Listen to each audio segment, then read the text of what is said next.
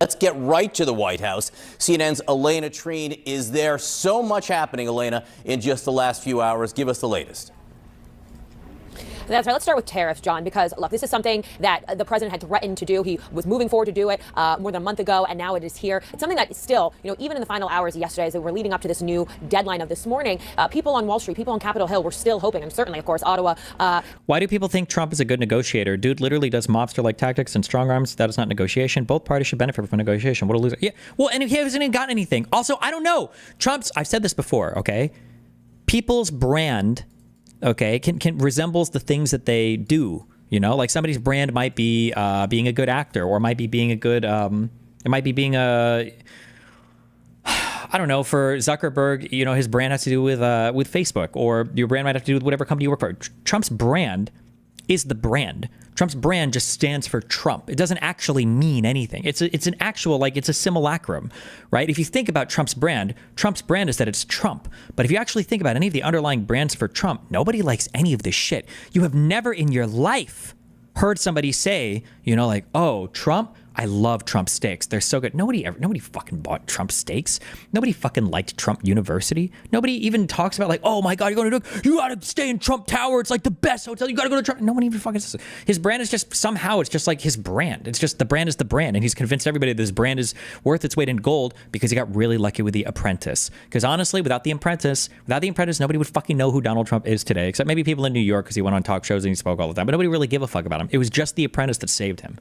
But I don't know where he gets his reputation as being a fucking master negotiator, like Mr. 10 bankruptcies across casino businesses and shit. I don't know why anybody thinks that.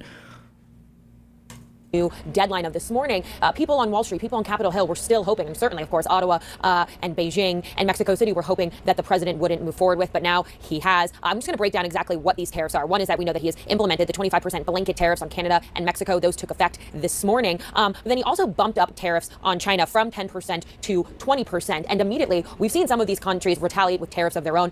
China, for example, retaliated by announcing 15% tariffs on chicken, wheat, corn, and cotton imports from the United States. They also announced a 10% tariff on soybeans, pork, beef, and other various goods. Canada, for their part, we heard Prime Minister Justin Trudeau say that they are going to have $30 billion or tariffs on $30 billion worth of U.S. goods, and that they would impose an additional $125 billion tariffs on American goods by March 25th. All to say, look. Damn, she's getting fucked by whatever's in the background here. He also read a shitty book.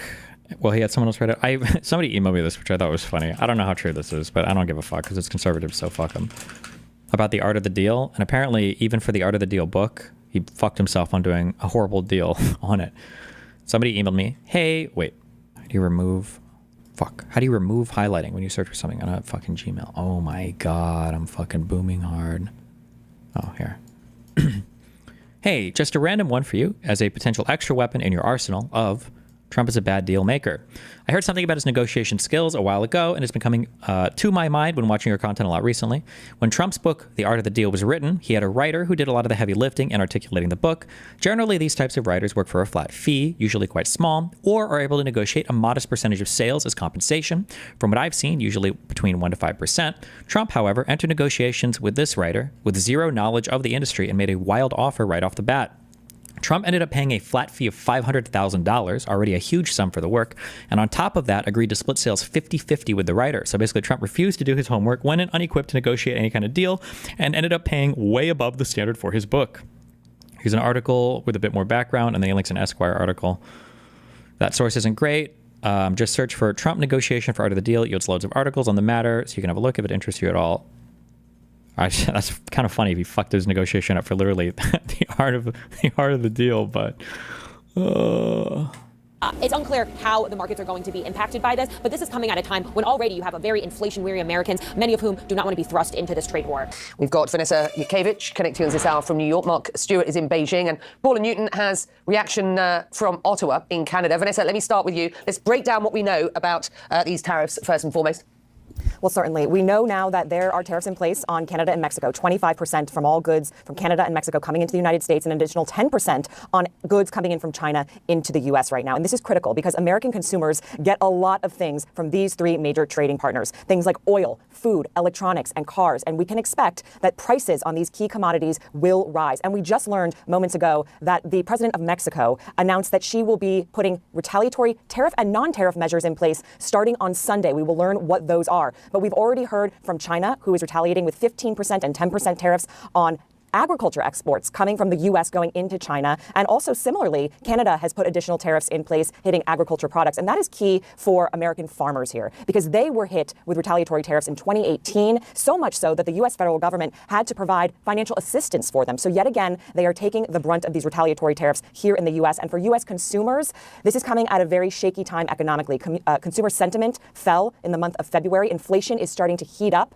And these tariffs bring a lot of uncertainty in terms of prices. And then consumers usually, as prices rise, they start to pull back. And that has made Wall Street here very nervous. You mentioned at the open there that stocks closed, markets closed, the Dow down by 650 points. Becky, wiping away all gains that were made since Trump was elected back in November. So there's a Somebody said Trump is offering $5 million one-on-one dinners at Mar-a-Lago, LeMayo. There's no way he would charge that much.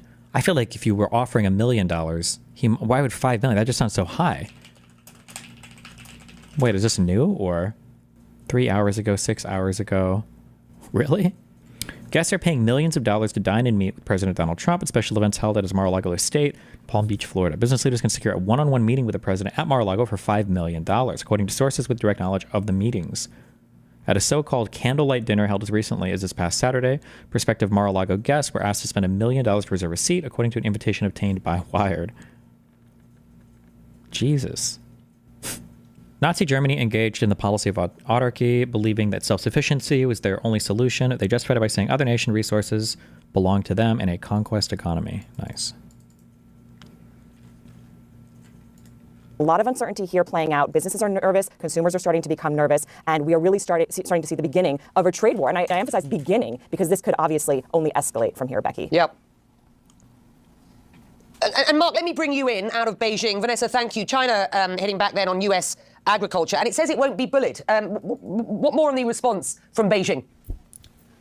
Right, Becky. I think the response from China is very sharp and it's very strategic. As Vanessa mentioned, in 2018, American farmers dealt with the hardships of tariffs. China has made this very calculated move to, again, target farmers, target people who work in food service, to target the agriculture industry. These are jobs. These are people in the United States who live in the Midwest, who live in the middle of America, the heartland. China knew exactly what it was doing. One item on the list of these various tariffs on agriculture products, tariffs that range in anywhere from about 10 to 15% in addition to what we've already seen, are soybeans.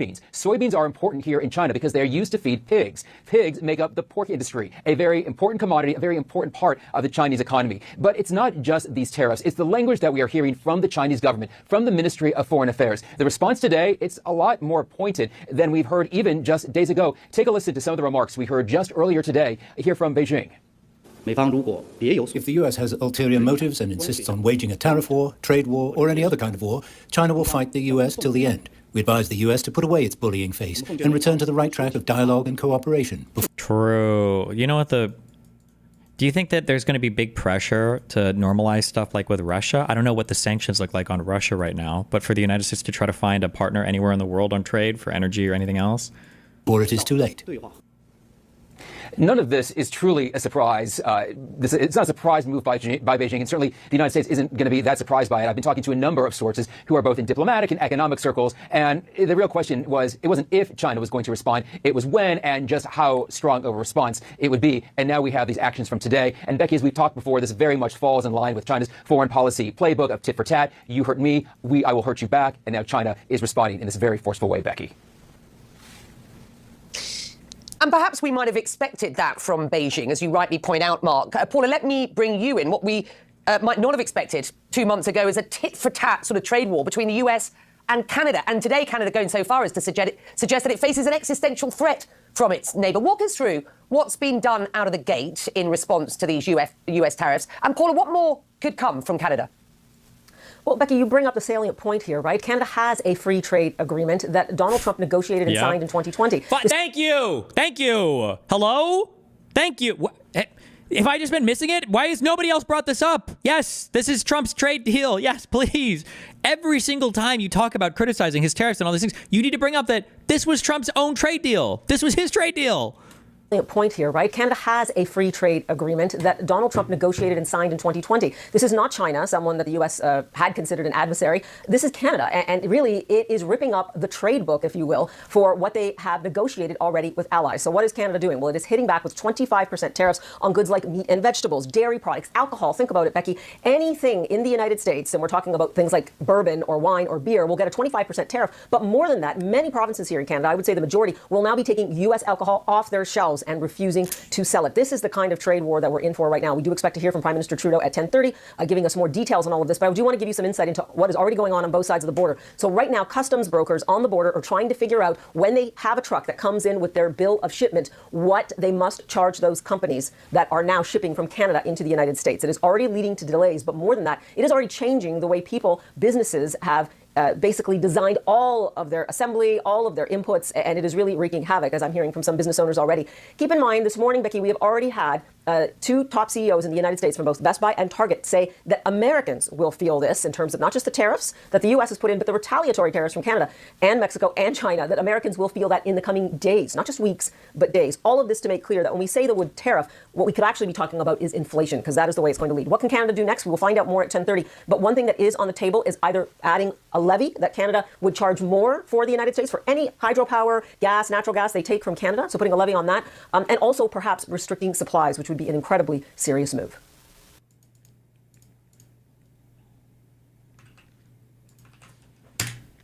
Oh, this was yesterday.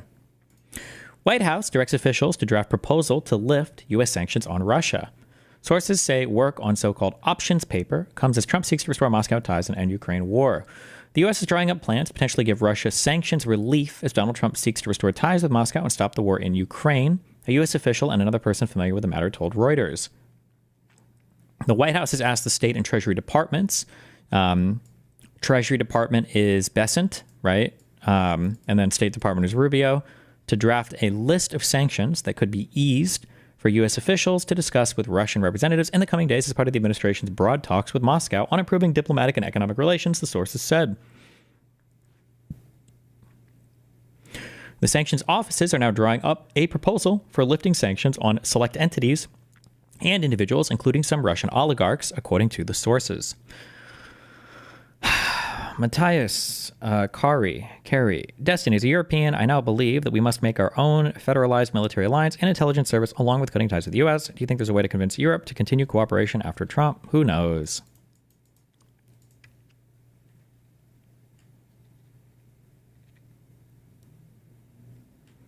What? No, that's not true. Hold on.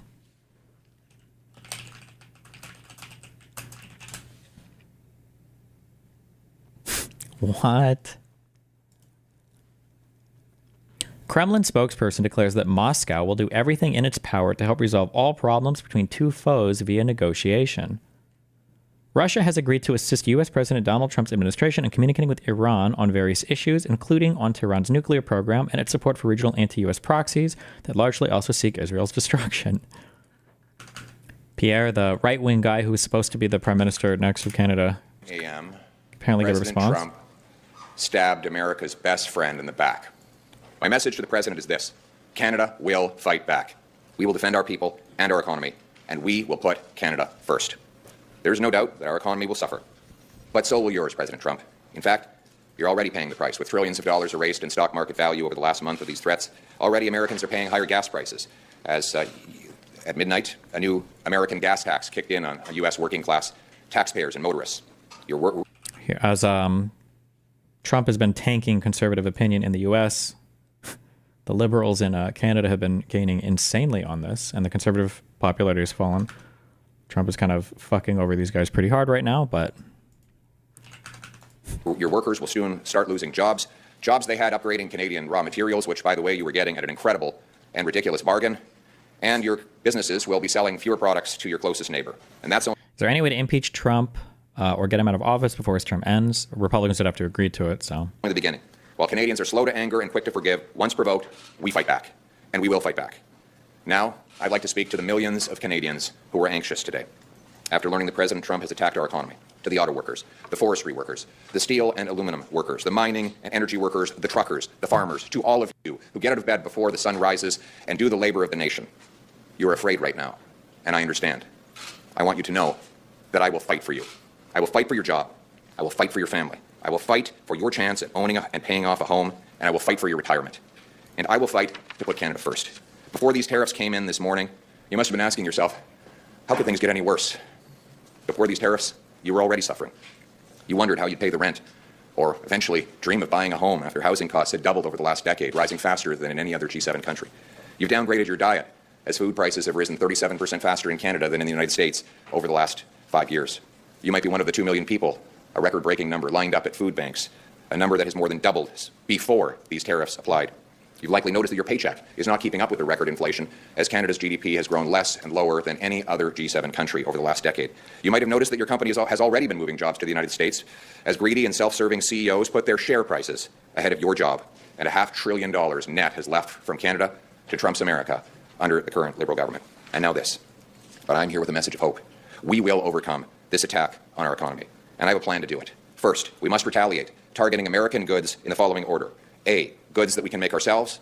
B, goods we don't need. And C, goods we can get from elsewhere. Jesus. Second, Goods we don't counter-tariffs need. must not be a cash cow for the government. Almost every penny of the tariffs collected should go to tax cuts, with a small sum set aside for targeted relief to workers hardest hit by the trade war. None of the money should go to new government spending and programs. We must not allow politicians to dishonestly use this crisis to once again launch a debt-fueled, money-printing spending spree that will drive up inflation and further destroy the working class and hit the poorest people the hardest. Third, we must immediately pass a bring-it-home tax cut on work, investment, energy, and home building. The idea is to neutralize the cost of the tariffs with lower taxes and incentivize massive new investment in building stuff here in this country. The obvious place to start is to get rid of the Liberal carbon tax, then axe the sales tax on new homes. We need to reverse the Liberal capital gains tax hike and slash income tax so that hard work pays off and you bring home more of each dollar you earn. What does a long-term solution look like in your mind? I feel like Democrats have to make an example out of these breach of norms. We have to reassure our constitutional order, but I don't know where to begin without it being warped as some abuse of power. No. It's not an abuse of power. As soon as assuming the American people give the Democrats a mandate to rule again, there has to be consequences for breaking the law. All the charges against Donald Trump should come back. Everything should be pursued to the full extent of the law. It can't be that the assumption in the United States is as long as you win an election, that's carte blanche to violate whatever part of the Constitution or break whatever laws you want. There should be full consequences for every single person involved, at least on a legal level, 100 billion trillion %. Fourth, we must immediately repeal the Liberal No New Pipelines Law, C-69, a law that not only blocks all pipelines but stops mines, refineries, export plants, and all kinds of other energy infrastructure and makes us hopelessly reliant on one customer, the Americans, a customer we cannot count on anymore. We must greenlight LNG plants that Liberals say there is no business case for so that we can no longer have to sell our 100% of our LNG, our gas exports to the Americans. We can sell it to Asia and Europe and help break the European dependence on Putin, turning dollars for dictators into paychecks for our people. 5, you know what industry Donald Trump does not control in Canada? Home building. It is a homegrown industry. We must get rid of all taxes and red tape to unleash the biggest home building boom this country has ever seen, bigger than the post-war boom when our heroes were coming back from that war. We need to build homes faster than ever, and that means removing the bureaucracy, the red tape, the taxes, and the gatekeepers, and I will make it happen. That will also boost the demand for softwood lumber. The loggers are suffering after Biden hit them with tariffs already. And 6, let's get our provinces together to knock down trade barriers so that we can lower prices and boost wages for our people. 7, we must secure our borders and rebuild our military to assert our sovereignty and strength in the world. All these things, axing taxes, building homes, unleashing construction of our resources, fixing the budget, stopping crime, all of these things were conservative fixations before the tariffs. Now they are even more necessary. But none of these things have happened in the last 100 days since Trump first launched his tariff threats. Look behind me. Parliament has been closed. Liberals shut it down to focus on their political battles. So the job-killing carbon tax is still in place. The sales tax is still in place on new homes. The No New Pipelines Law still in place. The massive inflationary deficits still in place. Not one law has been changed. Not one tax has been cut. Not one action has been taken to free us from the grip of Trump and the U.S. We need change, and we will get change. It will be tough. Building Canada was tough, and so are Canadians. We will bring home the country we know and love and restore its promise. Canada will be self-reliant, sovereign, and stand on its own 2 feet. We will build on the great legacy and vision of John A. Macdonald of uniting our country east to west. We'll reward work, unleash entrepreneurs, harvest resources, make our own goods, trade with each other, build homes for our youth, rebuild our borders and military, honor our history, and raise our flag. What binds us together is the Canadian promise that anyone from anywhere can achieve anything, that hard work gets you a great life in a beautiful house on a safe street protected by solid borders and brave troops under a proud flag. To preserve that flag and its promise, we must work together, fight together, and win together. That is what it means to put Canada first, because Canada is worth fighting for our people, for our land, for our home, for our country. Let's bring it home. Do you agree with the tariffs? What do you think Donald Trump? What do you think Donald Trump wants by using these tariffs? What do you think Donald Trump wants by using these Est-ce qu'on devrait mettre en place des programmes d'aide pour aider les Canadiens? Et plus généralement, lorsque le gouvernement fédéral met en place des programmes d'aide, doit-il dépenser de l'argent?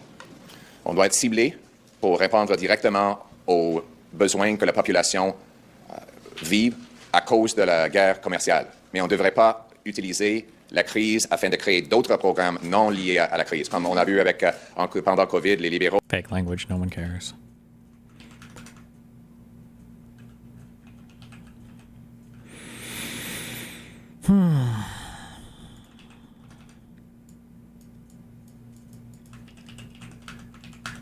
Is this concerning Ukraine? We're living in the most momentous and dangerous of times. I do not need to describe the grave nature.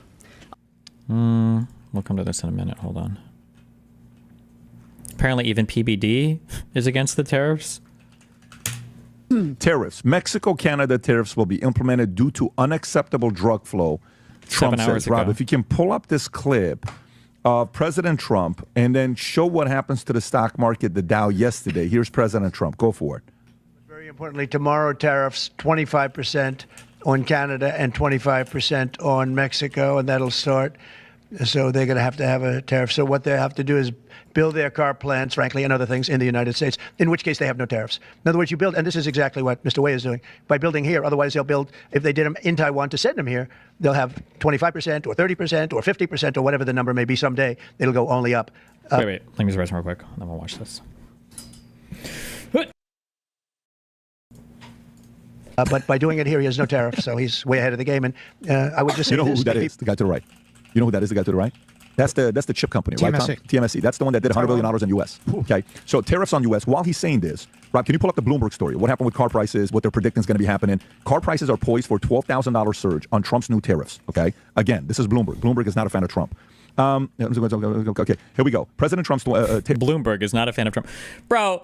When you're on this world where you're saying like, oh, Bloomberg and the Wall Street Journal, these are left-wing publications. They're you've got some serious fucking perspective problems. You are seriously fucked in the head at that point. Holy shit.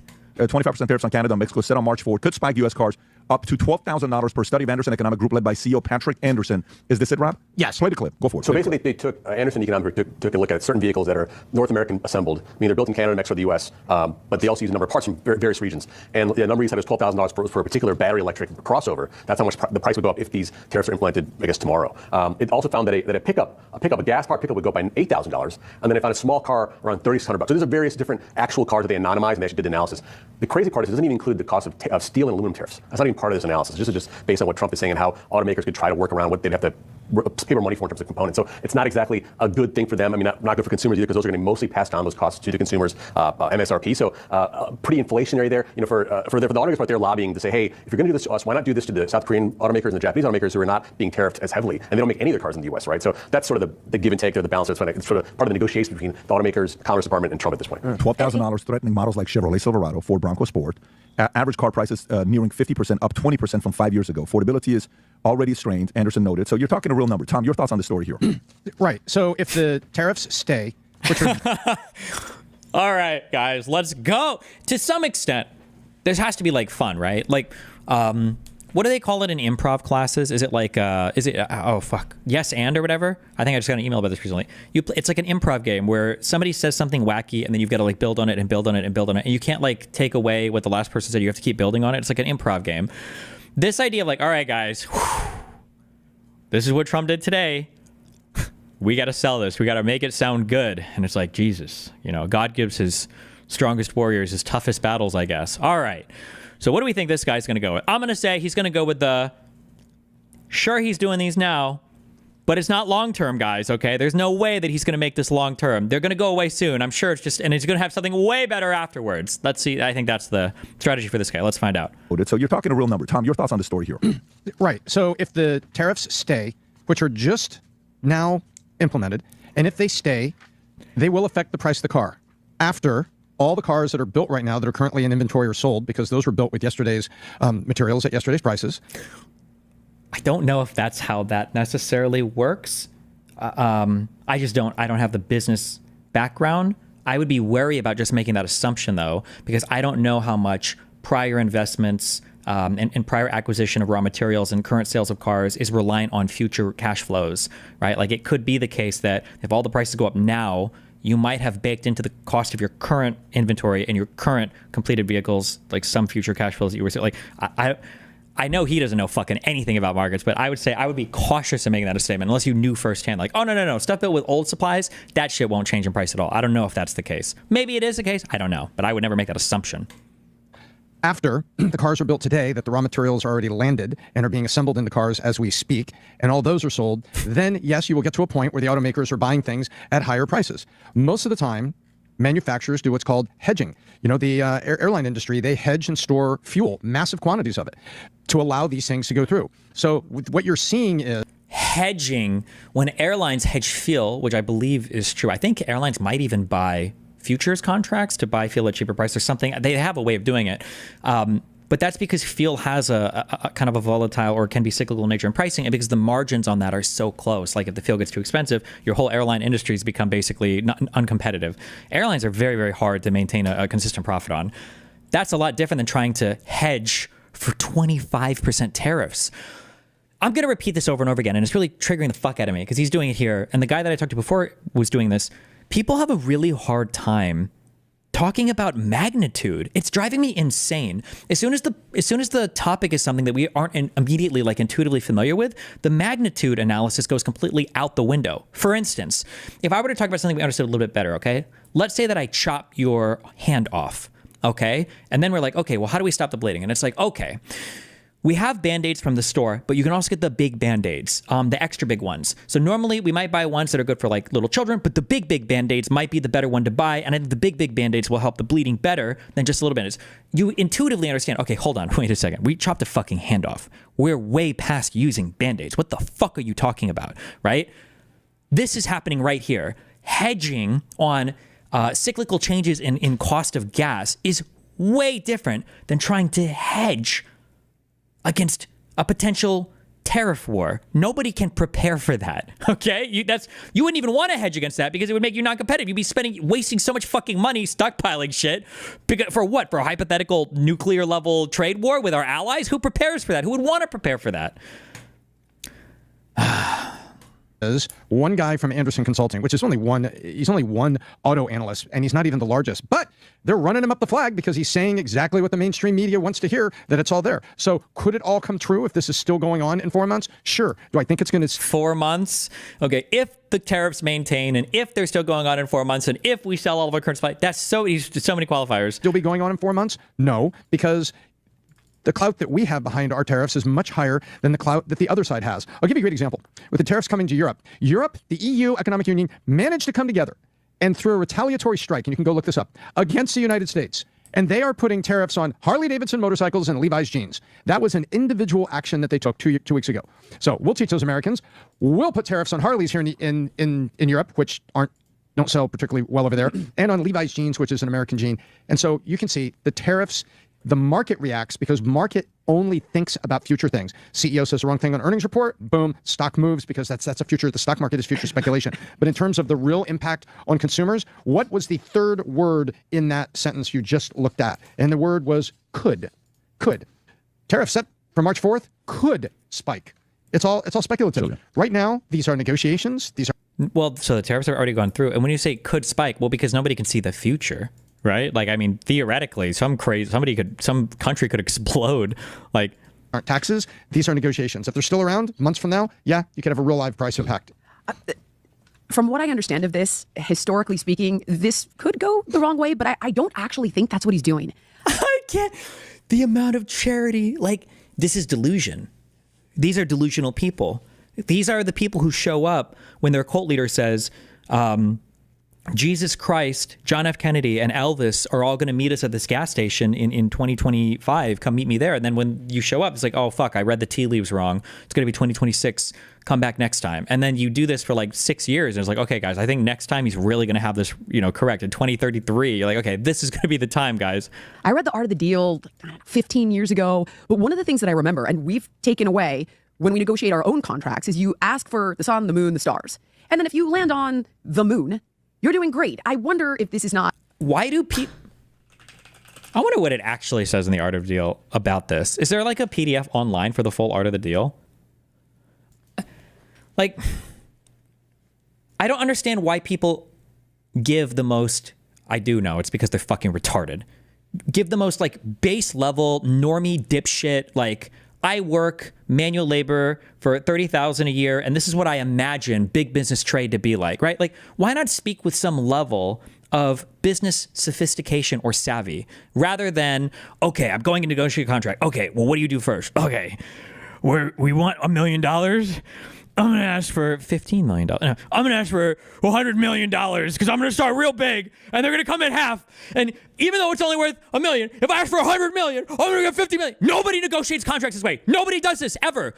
Do you start high and kind of like meet in the middle and you kind of like make concessions on both sides? Yeah, sure. But it's a back and forth. It's not just like, what if I started off at $1 trillion? I could get him to get a $500 billion. Like, that's not how this works. This is fucking retarded. If you shoot too high, people just won't respond to you or work with you. Nobody in this industry is that fucking retarded that they're like, dog, the total revenues that we're going to make from the sales of our product if we do this joint venture is like $30 million. Why are you offering to sell us raw materials for $2 billion? What the fuck is this? Is this retarded? Did you let an intern hop on the fucking telephone? It's such a childlike approach to like how people who are totally removed from business environments would imagine any of these negotiations would go. Okay.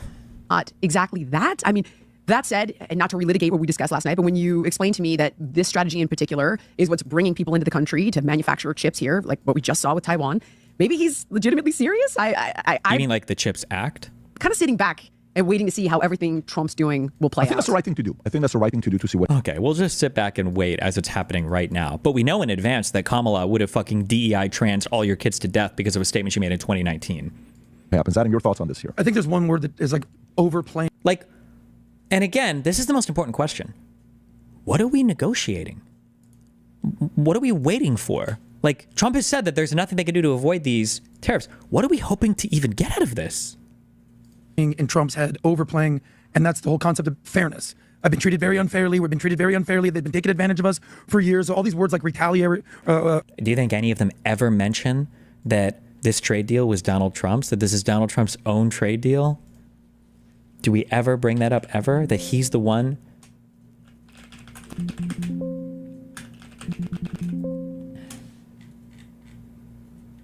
Oh, wait. Hold on.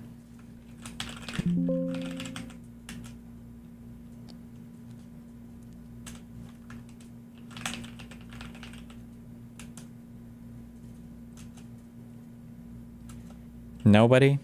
Okay. It was reciprocal pricing, reciprocal tariffs, retaliatory. So you remember, like, it's a weird analogy, but do you remember when Israel and Iran were trading blows about a year ago? Iran attacked Israel, Israel attacked Iran, and they kind of started small. And then they went again. And then they did them drones, and then they did them missiles. So the point is, like, once you start something, the other country is going to make a move. And then you're like, all right, what do we do now? And you can stop. Or Iran maybe needs to respond again. And then Israel basically destroyed their entire air defense missile crisis and then missile systems. And then Iran's sort of been a sleeping giant for right now. The point is this. All these countries are going to respond. Canada's going to respond. I think China's already responded with their own 10% increases on tariffs. Mexico's going to respond. They're not just going to sit there and take it. So Jillian brought up a good point. She's like, I don't know how this is going to work out. You know, you have someone like Warren Buffett coming out there and basically saying, Trump's tariffs on goods are not good. He says that the tooth fairy doesn't pay them. Who pays them? Rob.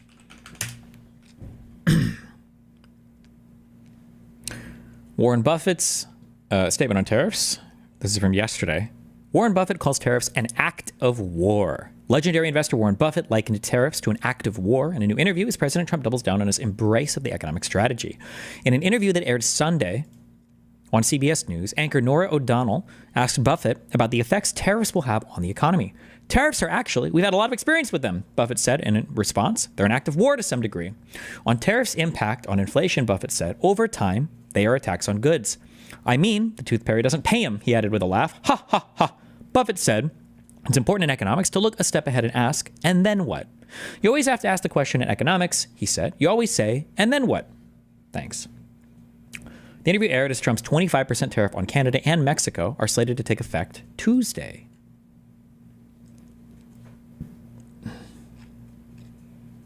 Yeah, do you have that? The consumer is going to end up paying him. Like Pat pointed out, there's a $12,000. Cars are going to increase. The consumer is going to eventually have to pay him. So you might make the case that we have been treated unfairly and we do need to do something, but that might not work out well in the end. We're about to find out. Like Pat said, you start with a negotiation tactic. You throw out, it's like the art of the deal. Right. Throw out something big and bold. See what they do. Oh, all right. You're going to make a move, and now we negotiate. You have that clip with Warren Buffett? Yeah, give me one. Okay. So basically he says, tariffs are actually, we've had a lot of experience with them. They're an act of war to some degree. So the reason I said the act of war is... Yes. Like, you guys all work for PBD here. Did any of your contract negotiations start that way? Where PBD is like, I want to hire you guys to work on the show. And you're like, okay, sure. I want $15 million a year. Did any of your contract negotiations start that way? Really wrong analogy. Go ahead. Experience with them. They're an act of war to some degree. How do you think tariffs will impact inflation? Wait, why did you sound just like me? That was like a joke laugh. Ha ha ha. Go ahead. Experience with them. They're an act of war to some degree. How do you think tariffs will impact inflation? Over time, there are attacks on goods. I mean, the tooth fairy doesn't pay up. I mean, you always have to ask. You love that joke. And then what? So is there an answer for that when people say, inflation persists? Fake laugh. Consumer prices keep going up. When's the end in sight?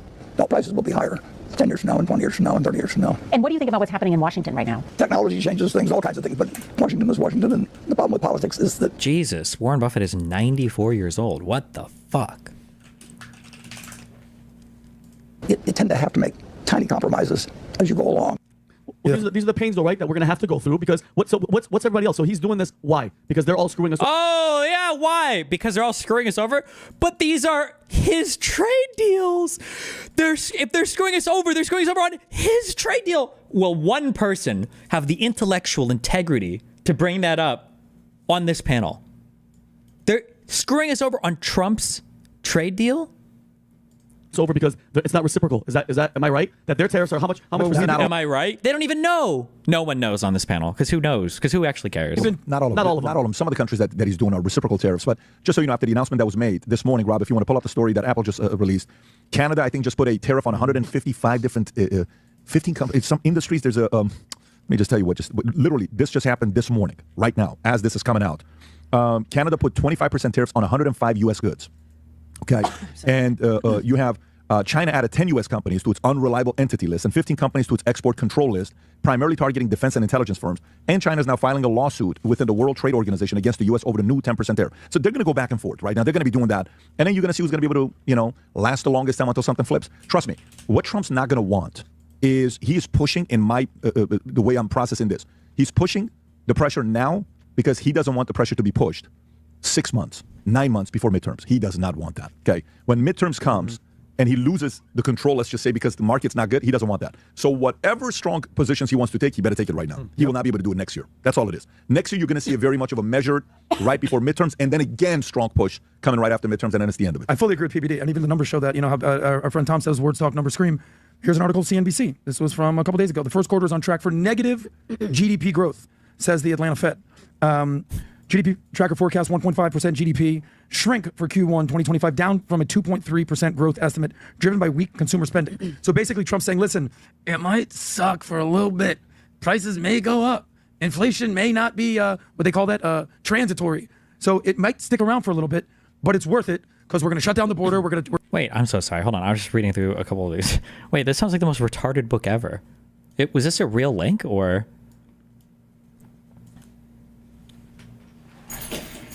Trump cards, the element of the deal. Wait, hold on. Wait, this is...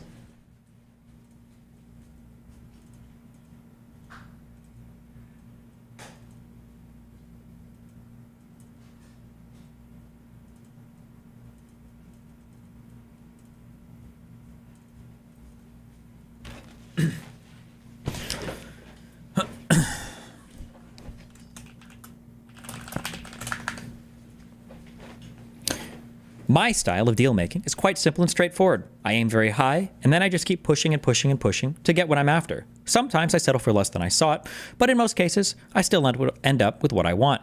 More than anything else, I think deal-making is an ability you're born with. It's in the genes. I don't say that egotistically. It's not about being brilliant. It does take a certain intelligence, but mostly it's about instincts. You can take the smartest kid at Wharton, the one who gets straight A's and has a 170 IQ, and if he doesn't have the instincts, he'll never be a successful entrepreneur. Moreover, most people who do have the instincts will never recognize that they do, because they don't have the courage or the good fortune to discover their potential. Somewhere out there are a few men with more innate talent at golf than Jack Nicklaus, or women with greater ability at tennis than Chris Evert or Martina Navratilova. But they will never lift a club or swing a racket, and therefore will never find out how great they could have been. Instead, they'll be content to sit and watch stars perform on television. When I look back at the deals I've made and the ones I've lost or let pass, I see certain common elements. But unlike the real estate evangelists you see all over television these days, I can't promise you that by following the precepts I'm about to offer you, you'll become a millionaire overnight. Unfortunately, life rarely works that way. And most people who try to get rich quick end up going broke instead.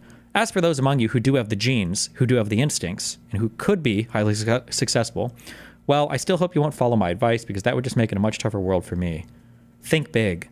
I like thinking big. I always have. To me, it's very simple. If you're going to be thinking anyway, you might as well think big. Most people think small, because most people are afraid of success, afraid of making decisions, afraid of winning. And that gives people like me a great advantage. My father built low-income and middle-income buildings in Brooklands and Queens, but even then, I gravitated to the best location. When I was working in Queens, I always wanted Forest Hills. And as I grew older, perhaps wiser, I realized that Forest Hills was great, but Forest Hills isn't Fifth Avenue. And so I began to look toward Manhattan, because at a very early age, I had a true sense of what I wanted to do. I wasn't satisfied just to earn what is this? Is there good advice in this book anywhere?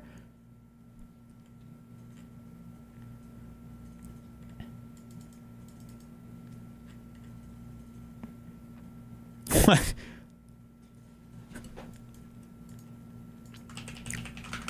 This is his actual negotiating strategy. More DuPont? You there, sell me this pen.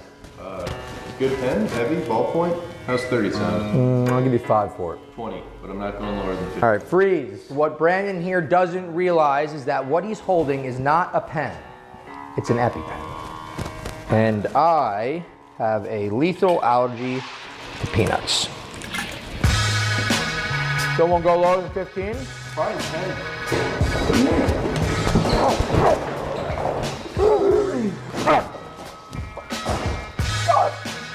Five. Deal. God, your mother. See what I did there, guys? I used the DuPont approach to grind Brandon down until I got the deal I wanted. Oh, and I don't have an allergy to peanuts.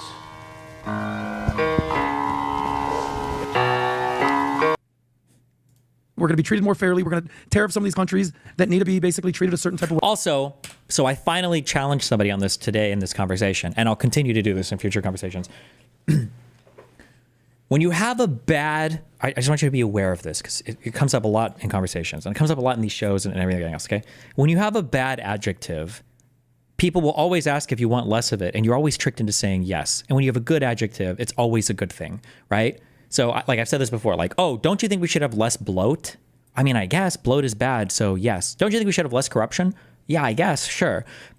But what does that actually mean, right? What is the appropriate level of bloat or corruption or crime? Is it 0? Is that possible or feasible anywhere? Like, can you have 0 waste, 0 fraud? Probably not. There's going to be some percentage. You can probably get it down to 0, but it would require you to spend so much in enforcement and investigation that it wouldn't actually be worth it, right? That's why there's always going to be some level of fraud, some level of abuse, some level of waste. So that guy to me did it earlier where he asked me, don't you think 2 million employees is too much? Like, couldn't we cut down on the federal workforce? Like, cutting down on a workforce, that always sounds like a good thing. But is it? I don't know. And I asked him, I was like, well, hold on. What do you think the appropriate level, the appropriate number of federal workers should be? And he had no idea. What do other countries have? Like, as a percentage or size of government or population, how many employees do they have in their federal government? No idea. What should we cut it down to? We have no idea. Maybe our federal workforce is actually too small. Who knows? Is it? Like, if you don't even have a goal in mind, then what am I supposed to say? When you say, shouldn't we cut it? I guess. But like, to what? 1.5 million? 1 million? 500,000? 0? Like, what do we cut to? You know? He just did it here where he said 25 down from a 2.3% growth estimate driven by weak consumer spending. So basically Trump saying, listen, it might suck for a little bit. Prices may go up. Inflation may not be what they call that transitory. So it might stick around for a little bit, but it's worth it because we're going to shut down the border. We're going to be treated more fairly. We're going to tariff some of these countries. Like treated more fairly. How? How are we being treated unfairly? And how is this going to change? Are we being treated unfairly? In what ways? Is there no other way to negotiate against it? Why do we just assume automatically that we are being treated unfairly? And then even if we are, why would we assume the best way to deal with it is to go nuclear, right? That need to be basically treated a certain type of way. But like Pat said, when it comes towards midterms, hopefully prices are less volatile. And by the way, you got to take a look at this. Just scroll up a little bit, Rob. Just scroll it up a little bit. Like I said, prices are less volatile instead of prices are lower or inflation has come down or whatever. Sorry. Scroll down. Can I grab my Yeah, of inhaler? course, go for it. You guys, I'm so No, go for sorry. it. They'll grab it for you. Jillian, they'll grab it for you. Is it in your purse? It's in my Okay. backpack. Do you want? And I'm like, Okay, go grab it. Go grab it. you guys, I'm so It's sorry. okay. Don't apologize. You're fine. Okay, It's okay. Vinny pees twice a show. So It's fine. basically what's going on right now has nothing to do with Trump. What this report is right here. Do tariffs benefit the rich? What does Trump gain by doing this?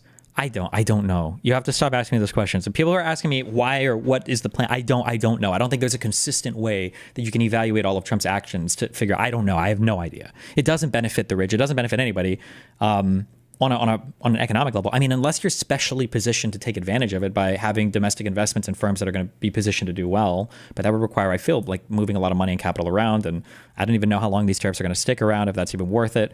But I don't think it's about the money. I think there's an ideological war at play here. And it's not really about just becoming wealthier, I think.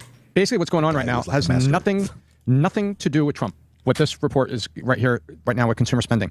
The consumers ran their credit cards back up to $1.3 trillion. BNPL delinquencies were shooting up even before the Christmas presents had been unwrapped. The consumer is very tapped out. Delinquent consumer spending. The consumers ran their credit cards back up to $1.3 trillion.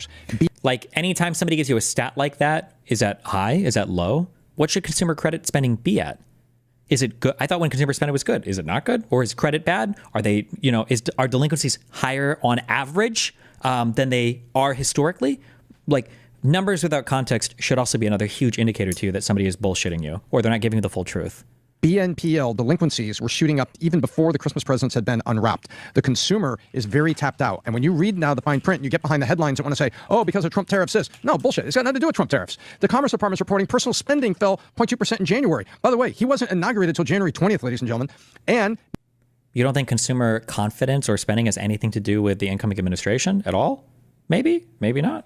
Missing estimates. Adjusted for inflation, spending fell half. Why? The consumer was tapped out at the end of last year. And so right now what we have is a president that is trying to get some sanity and equivalency on tariffs, number one. And number two, he's trying to set the economy up so it can grow, but the consumer is tapped out. And so I think people need to look at this. It's very convenient for them. Okay, let's assume that everything he just said was true, which it almost certainly isn't. How did the tariffs help? How are we getting helped here by prices on everything going up? Like nothing he's saying even logically follows. Even if we ignore the soundness, even if we ignore the truth value of the underlying premise of all of his premises, let's assume they're all true. How does tariffing everything help consumers regain, or pay off debt? Like mainstream media to say, oh, bad Trump this, bad Trump that. And by the way, not everything that's going on in the economy right now is good. We got to get it sorted out. We got to get cool heads to come together and get these equivalent tariff things have to come together. But he didn't get inaugurated till January 20th, and the consumer's been tapped out since the end of last year. That's a good point. You are right. I will give you credit where credit's due because people spend way too much on the holidays. People spend way too much during Christmas. People spend way too much. Trump's only been president for, what is it now, 6 weeks? 48 days, 49 days, something like that. So, but at the same time, they're showing signs of decreasing consumer confidence. So the whole speculation is that GDP is on track for negative Q1. So he's still going to be the president, over the next few months. So what they're saying is they are tapped out. Everything you said is correct, but they're not seeing it that it's getting better, and they're not seeing the numbers go up. What's the stock market returns for the first quarter so far? It's barely even, right? Like it's not up big. As of yesterday, S&P gave back the gains for the year. Exactly. So it's at even. So the point is, we're going to see how this works out. But all the gains, what's Bitcoin at right now? Is it at 90? I was going to say it's 86. Okay. Remember when it hit 104 or whatever it was a couple weeks ago? It's at 82. So all the gains. I thought Bitcoin was a hedge against inflation, though. I thought Bitcoin was supposed to be a hedge against markets doing bad. You're not going to tell me that Bitcoin basically tracks the markets, are you? That happened. Over the last month or so, have all been given back. Also, keep this in mind as well. Why would we settle for a market? Why would we settle for a market that even breaks even? Like, let's assume that the market does end up a little bit ahead or breaks even or barely loses. We were doing good. Like we were crushing everybody else when it came to COVID recovery and when it came to our economic strength for the rest of the world. We were net exporters of energy. We were up bigly. We've done so much. We were bringing chip manufacturing to the United States. We were making huge investments into infrastructure. Like why would we accept now a staggering economy or or just barely breaking even when we were growing well? Why would we do this? And now it's even down. Yeah, these but let me tell you, speculative forward markers. You're talking about gains with Bitcoin. Let me tell you what he just announced on Truth, that the crypto community is going to lose their mind, and they already are. Rob, I just sent it to you, those 2 screenshots on your phone, if you can pull them up. Yesterday, I want to say it's yesterday, on Truth Social, the president said the following, which could be massive. He said this 2 days ago. A U.S. crypto reserve will elevate this critical industry after years of corrupt attacks by the Biden administration, which is why my executive order on digital assets directed the presidential working group to move forward on a crypto strategic reserve that includes XRP, okay, SOL, is that Solano, and ADA. I will make sure the U.S. is the crypto capital of the world. We are making America great again. And Rob, go to the next one. And look what else he said he's going to add, because people were wondering. And obviously, Bitcoin and Ethereum as other valuable cryptocurrencies will be at the heart of the reserve. I love Bitcoin and Ethereum, okay? So, he does this, the crypto community, if all of a sudden he puts $100 billion into crypto and it buys XRP, they diversified in a way that... Bro, Trump and Melania are literally part of the largest crypto scams in history right now. Like, you already showed how the crypto markets feel about this announcement. How did they feel about it?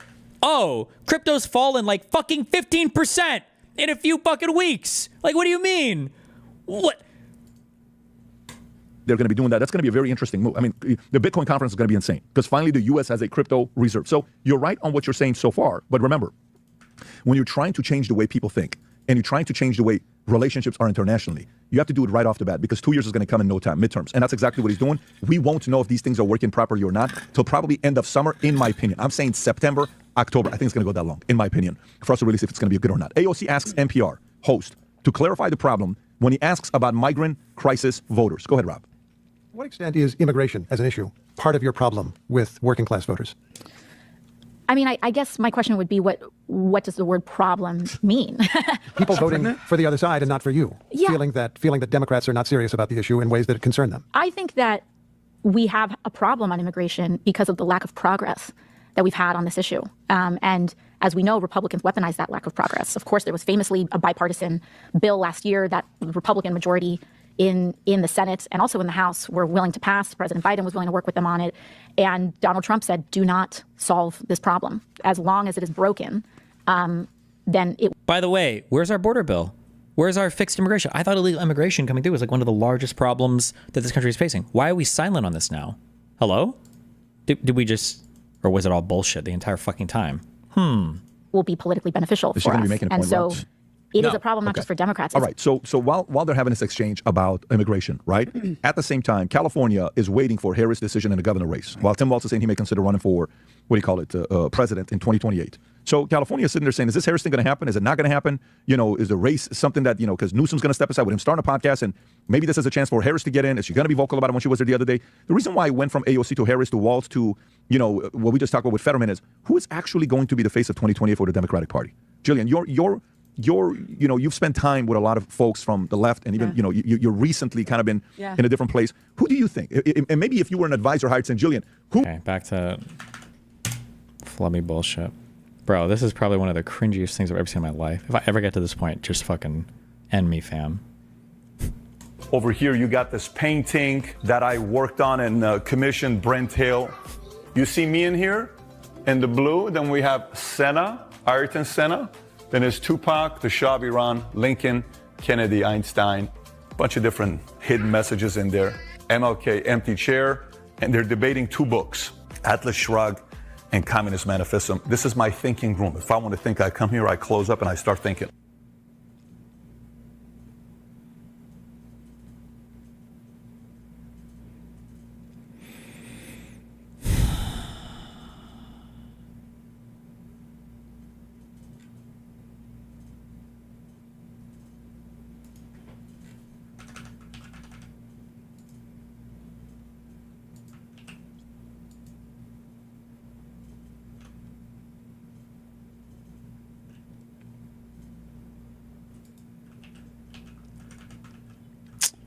Well,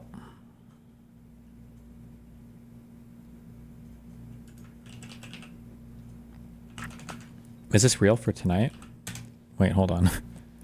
Trump's guest for his speech to U.S. Congress. Are these people going to be speaking? Or no, these people just sit and like look and they get like waved at. Elon Musk, Tom Homan. Wait, who? Why do we know Tom?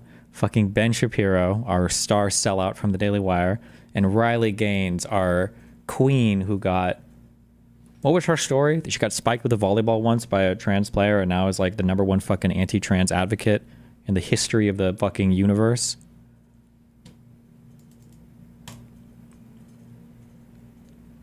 No? Or wait, or was she one of the... Oh, no, she was one of the swimmers. Who am I thinking of? Who is the spiked volleyball person? She was one of the swimmers against... Oh,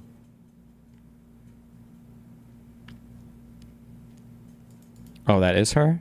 She got 5th in swimming. Leah Thomas is one, was one of the trans swimmer. Who is the volleyball person?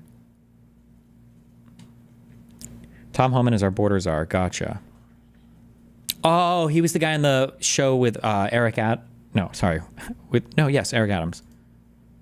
With the mayor. I remember. Okay.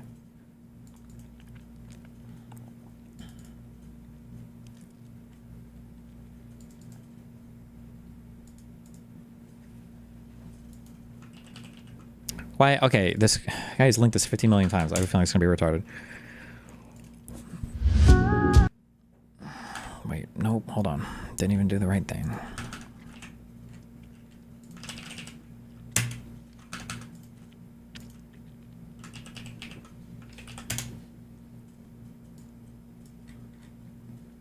Trump, you were telling me I have one story I'm allowed to tell, and it's hilarious. Do you have stories you're not allowed to tell? What happened with the Trump story? Okay, so he's like, he doesn't really know how to read. For real? Yeah, and he loves to improv. Yeah. So during like the table read, he like, before like we were gonna read before he had to read each line, and he's the host, so he's at everything. Yeah. He would go, I'm not going to say this. I think I'm going to say it the way I want to say it. Is that okay? Is that okay, Lauren? Is that everything?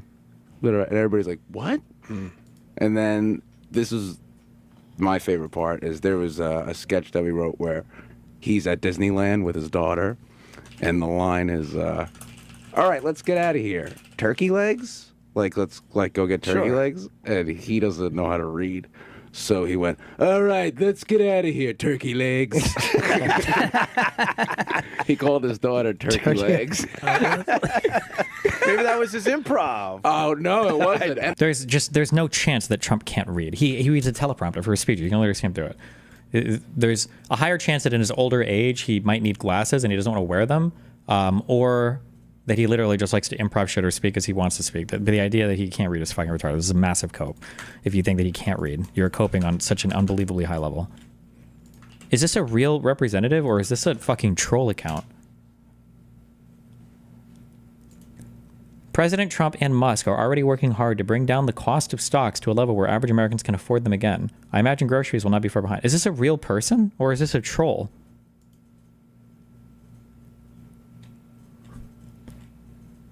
Republican representing CA's 54th district and co-sponsor opposed law. Detective Jesus #1. Thou shalt not kill. Is this a real person?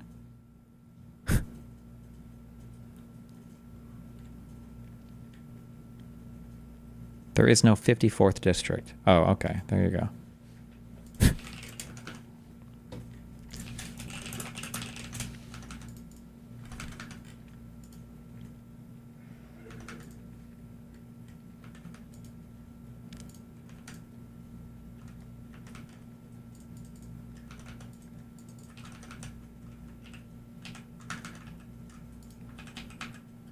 Why can I not? Oh, because it's a TikTok one. Okay.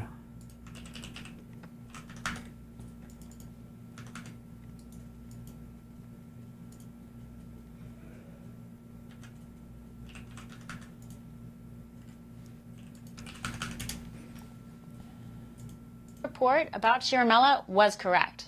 And now we know Shiramella worked directly with Biden on Ukraine affairs. In fact, one of my sources, former diplomat and now wrongfully sanctioned Andrei Teleshenko, was in the room with Shiramella when a Ukrainian contingent met with Obama and Biden to discuss Ukraine affairs.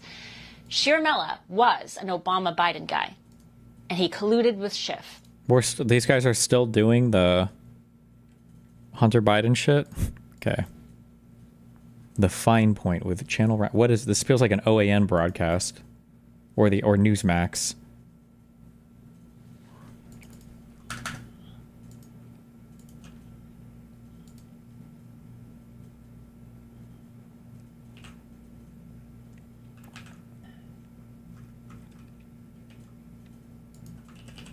For people who didn't know... Tariff nation. It's not going to be a cost to you. It's going to be a cost to another country. I heard Kamala the other day, Comrade Kamala. She said, oh, if you do that, he's raising your taxes. No, no, no. I'm not raising your taxes. I'm raising China and all of these countries in Asia and all over the world, including the European Union, by the way, which is one of the most egregious. We're going to be a tariff nation. It's not going to be a cost to you. It's going to be a cost to another country. I heard Kamala the other day, Comrade Kamala. She said, who knew?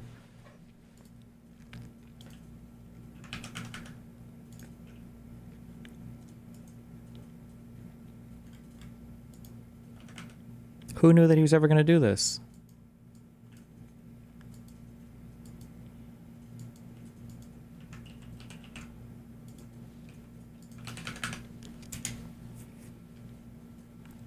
Starting to think about maybe some of those veterans who worked for the federal government and maybe what the administration can do to at least help salvage their lives? Well, as you know, we care about veterans tremendously. I mean, that's something the president has always cared about. Anybody in blue, anybody that serves this country. But at the same time, we have taxpayer dollars. We have a fiscal responsibility to use taxpayer dollars to pay people that actually work. That doesn't mean that we forget our veterans by any means. We are going to care for them in the right way, but perhaps they're not fit to have a job at this moment or not willing to come to work. And we can't, I wouldn't take money from you and pay somebody and say, sorry, they're not going to come to work. It's just not acceptable. It's such an arbitrary, weird thing that they decided to attack people on work from home. Like, okay.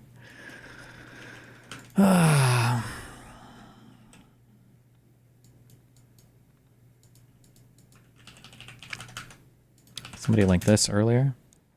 What the American public thinks about the actions his administration has taken in these first 43 days. Lisa Desjardins is at the super screen to walk us through the numbers. Hey there, Lisa. Hi. All right, so big picture, what do the American people think about the president and the changes he's making? Let's start with that top figure, the approval rating. Where are Americans that we asked about that right now? 45% approve of the job Donald Trump is doing as president so far. I'm going to write that number down. I want you to remember that 45%. Now, more Americans disapprove, but just barely. Why is this 45 number significant? This is Trump's approval rating up and down over time. Here we are right now at 45%. This is the largest approval rating he has experienced in office as president, much higher than where he ended during his first term. Now, another thing we asked folks about, all of these actions that Trump is taking, do you think that they are for the good mostly or not for the good, for the bad, for this country? Do they make things better or worse? When we asked that question, 45%, that same number said, we think these actions make things better in this country. Do you think it's 97% or 98% approval from Republicans? Trump's approval rating with Republicans is like untouchable. It's insane. No matter what he does, he could rape their wife and children in front of them and Republicans will still say like, 94% approval. It's crazy. Now, it's not a coincidence that those numbers are the same. 45% generally like the job he's doing, think it's for the better. What's driving that is a single force. Republicans. Of those, when we ask people who they think if Trump is doing a better job, 88% of Republicans think what Trump is doing is for the better for this country, versus just 12% of Democrats. These two groups live in completely different worlds, almost different planets. Independents, a minority of them also believe Trump is doing a better job. It is Republicans who are really pushing Trump's numbers to go higher right now. Now, at the same time, this poll was taken before the confrontation in the Oval Office with Vladimir Zelensky, but Lee Maringoff with the Marist poll says what Trump is doing is he's flooding the zone with controversial actions.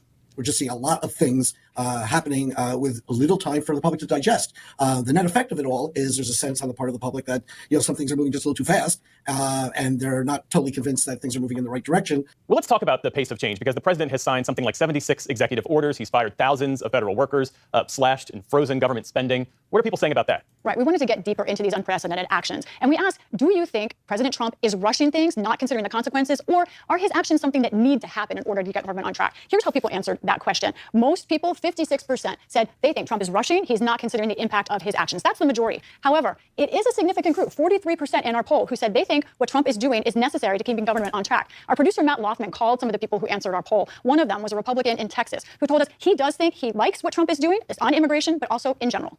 He's trying to keep his promises. We have to correct the destruction that has happened to our country and society over the last 4 years. You cannot turn all the years of damage in 1 or 2 or 3 or 4 months. It's much easier to destroy things. And You see how he's over-exaggerating this Texan accent? Dimitri's trying real hard here to sound like a real human. I'm just kidding. you cannot turn all the years of damage in 1 or 2 or 3 or 4 months. It's much easier to destroy things and build them. What about all those cuts, the cuts to federal funding and all the mass layoffs? We asked people about that as well. We saw a similar figure here. Most people, 55%, said all of these cuts are doing more harm than good. Now, this is a number Trump really has to watch as far as the future goes. And Republicans, we spoke to an independent voter in Michigan who said, and he works in general contracting for the government, said what he's experienced in this first month, he's seen just chaos. Everything is going at breakneck speed to dismantle a system that's been standing tall and working for the American people for, decades. They're performing surgery with a sword and a blindfold, and they're just moving at this breakneck, chaotic speed, and it's unnecessary. Well, how do those polled view Elon Musk, who is in many ways the face of the Trump administration effort to scale back the size of government and fire federal workers? Right, holding the sword. Now, what's the approval rating look like for him? 39%. Of course, that is lower than Trump's approval rating of 45%. But what we've seen in the past month or so, 2 months, Republicans are warming up to him more, not Democrats or independents. And Lisa, we saw some Republican members of Congress in recent weeks face a real onslaught of anger from their constituents in those town hall meetings. How are those polled? How do they view Congress and our system of checks and balances? This is now a question at American dinner tables. How is the Constitution holding up? So we did ask, do you think checks and balances, that system is working now? Right today, 56% in the last week or so believe no, our checks and balances system is not working. But what is dramatic here is what a change this is from December. When we asked the same question, look at this. In December, 66%, 2/3 said, yes, checks and balances, it's holding up. But that is a complete flip now where a majority of Americans say no, we don't think the checks and balances are holding up. We spoke to an independent voter in Texas who told us she has a message for her Republican congressman on how they should handle and work with Donald Trump. They should be taking him to task, and they should be calling amongst themselves and start voting on things and start taking control of the things they actually have control of. But everybody's too afraid of offending a constituent that they're just letting him run amok because they're also afraid of him and that they won't get voted in again. True. One last important and unusual question that we asked. Do you think Donald Trump will abide by court orders? Will he follow the law? Right now, Jeff, a majority of Americans, 58%, incredibly, believe that the current president of the United States will not follow the law and abide by court rulings. Jeff? Lisa Deja. Wait, I don't understand why people are linking me these things saying this is so blackpilling. I feel like this is good. People are having a better view of this than I would have expected them to. Somebody else linked this 538 and said this is blackpilling as well. Do Americans approve or disapprove of Donald Trump? It seems like the disapproval number is getting higher and higher, and the approve is slowly ticking down. Are you expecting to flip overnight? Remember, Trump supporters are sycophants. You're basically looking for movements in about 10% of Trump voters, and then you're looking for movements in independents, and maybe down more in Democrats. Compared to Biden, you can't compare to Biden. You can't compare to anybody else. Trump's favorability with Republicans is unshakable. Remember, Trump could literally serially rape children, and 85% of Republicans would still approve of him. You can't compare Trump to any other candidate. It is a cult. So the movements that you're looking for are in independents, and then you're taking a few more points away from Dems that are already going to be in very, very low single digits, and maybe you're taking a few points away from the Republican ones, at the very top, bringing it down from 87 to 85% or whatever. Like, you can look historically at Trump's approval rating, and Republicans don't live in reality. They don't respond to reality. Like,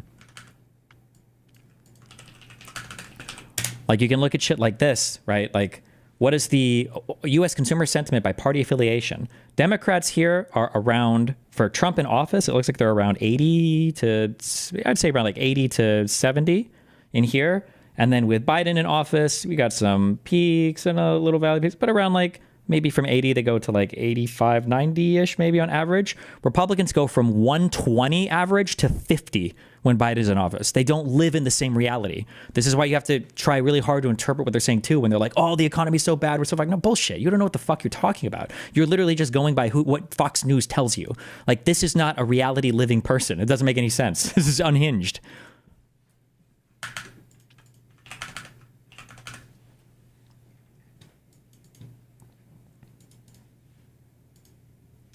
Jordan, our thanks to you as always. You're welcome. And you can read more details from our poll. That's at pbs.org/newshour.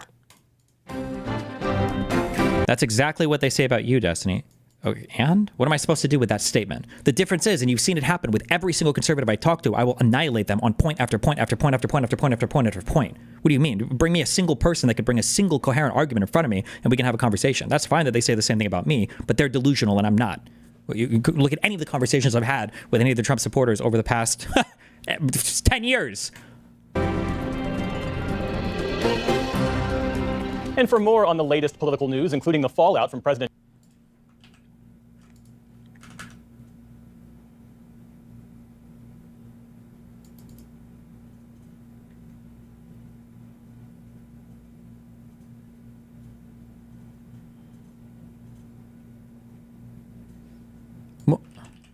What? A more accurate measure of GDP would exclude government spending. No, it wouldn't. When you tax your citizens, you're removing their money from the economy for them to be able to spend. You have to account for that with government spending. This is the most retarded statement ever uttered by a person. Otherwise, you can scale GDP artificially high by spending money on things that don't make people's lives better. GDP isn't about spending money on things that don't make people's lives better. It's just capturing the overall spend of your economy, or the production of your economy. For example, you could shift everyone who is building cars to working at the DMV. That would result in no cars and a much worse standard of living, but GDP would appear to be the same. If you're not creating cars and nothing is being sold, then no, it wouldn't. What is he talking about? This is not true. Kill me. This is like, and then dipshits in chat will be like, oh no, Destiny, see, they say the same thing about you. This is fucking retarded. This doesn't work. This doesn't make any sense. What are you talking about? What?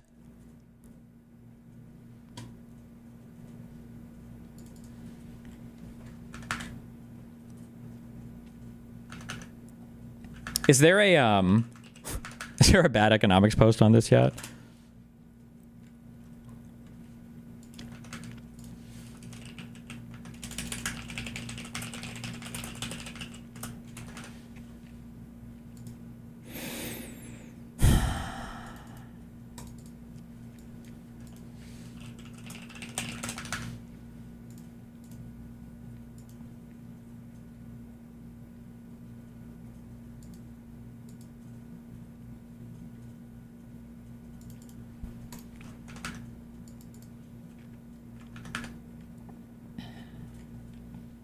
Can you explain the graph for those who don't understand? What do you mean the graph?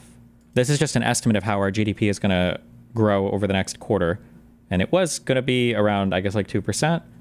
But now the Atlanta Fed is estimating an economic contraction, so a decrease, so the economy will shrink next quarter, is the guesstimate.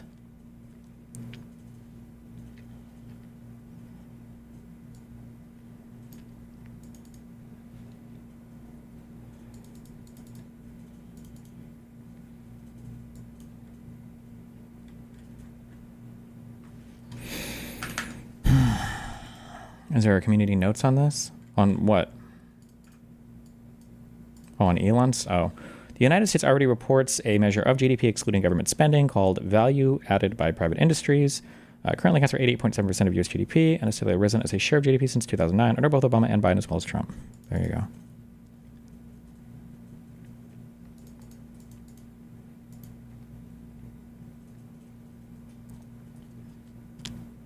Reread the DMV reference. Why do you not get that? If you don't build cars, so if you shift everybody who's building cars and you stop building cars, GDP is supposed to capture the overall measure of all of the finished products and services in the United States. So if you took everybody who was building cars, you stopped building cars, and you just had them standing around at the DMV, the only way that this example would make sense is if the DMV were to start selling an equivalent amount of services as that would equal the cost of what those cars were selling. That doesn't make any sense. This is just a person who doesn't know what GDP is, because Elon Musk is a 104 IQ monkey. He's a dipshit. Or he's a 160 IQ genius who's ketamine his brain into a drug frenzy that's made him the equivalent of a fucking retard. Like,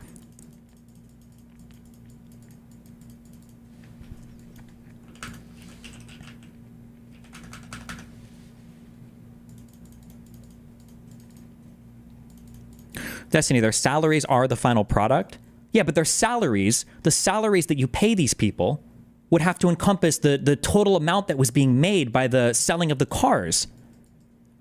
I mean, like, there's a world theoretically where you could do this. You could just make one government employee and pay him $1 trillion, but This just wouldn't happen. It doesn't make any sense.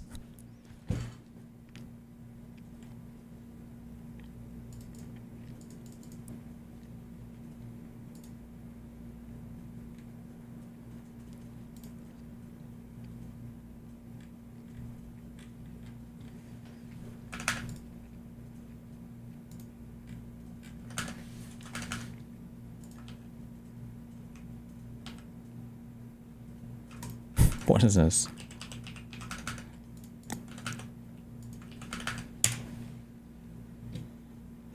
Wait until Elon learns that if you break your neighbor's window and then repair it, GDP goes up.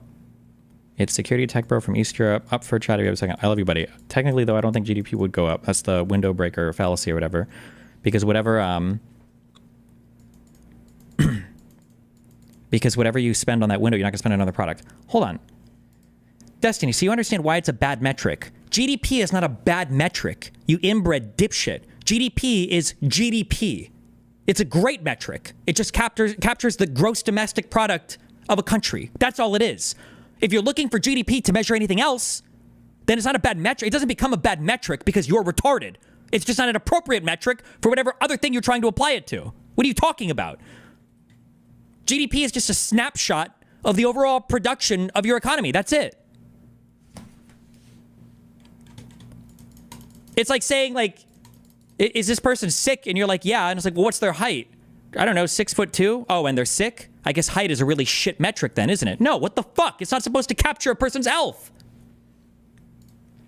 What the fuck happened in Serbia? Wait, what is this?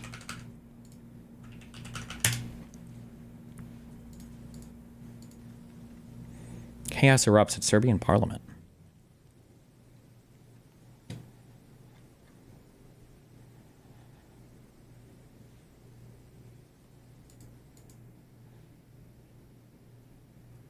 Okay. I think people conflate high GDP equals good, Destiny. Maybe that's why I'm wrong. Is that wrong? I mean, like, you can argue. Here's the reality, okay? And I don't even care to argue this because it's a waste of fucking time because nobody intelligent argues the opposite of this. People will say GDP is a bad measure of overall economic health because it's about corporations or something. Those are the exact same people who say that BMI doesn't accurately capture if you're obese or not, because there might be some 7% shredded fucking power lifter who's in the obese category, but he's actually got a really healthy amount of body fat or something, right? Like, is it true that there could theoretically be these ultra low GDP per capita nations where everybody is like decently wealthy and happy? I mean, it's possible. Do they exist? No. Is it possible that there are these ultra high GDP countries that are fucking miserable and everything? No. Right? For the most part, GDP will track with like most of your metrics for equality. For the most part, like, is it perfect? No. But like, it's just an overall snapshot of the size of an economy. If you want to measure things like inflation, you would use other indexes. You'd use, I don't know, your PPP, or you would use different types of CPI or different CPI baskets, or if you wanted to capture for unemployment or different types of unemployment, you could use the U3 or the U6 or labor force participation. Different metrics capture and tell you different stories about the economy. They tell you different things. That's it. But to say that GDP is a bad metric, why? Because it can't be used for fucking everything? Well, like, what metric can? This is a stupid, it's a mind-numbingly stupid statement by somebody that's trying to be political. Like, this is stupid. No more in-person town halls, NRCC chief tells House Republicans. Representative Richard Hudson issued the edict after a spate of testy episodes. The chair of House GOP's campaign arm told Republican lawmakers Tuesday to stop holding in-person town halls amid a wave of angry backlash over the cuts undertaken by President Donald Trump's administration. This is smart. This is the Hasan and Trump strategy that I said. Always avoid confrontation, and it never looks like you got people that disagree with you. Just hug box and echo chamber up. Representative Richard Hudson, the NRCC chair, delivered the message inside a closed-door meeting of House Republicans, quoted to 3 people granted anonymity to describe the private remarks. Trump on Monday dismissed the town hall uproar as being the work of paid troublemakers. Wow.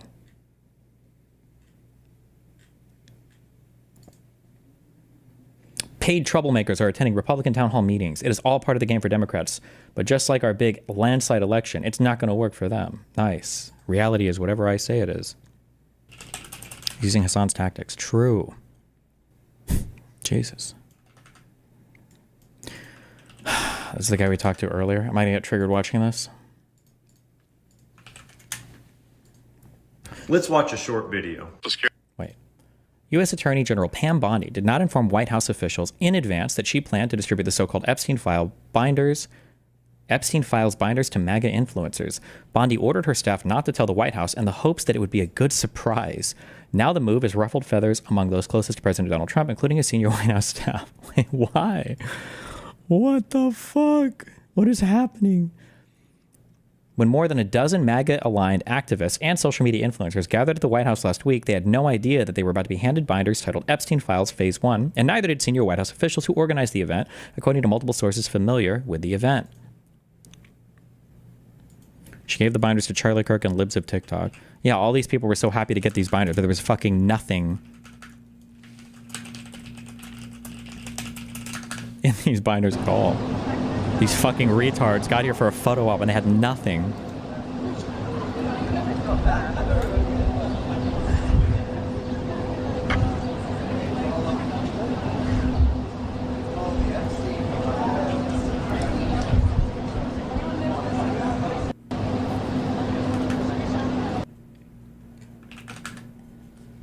Security is the biggest.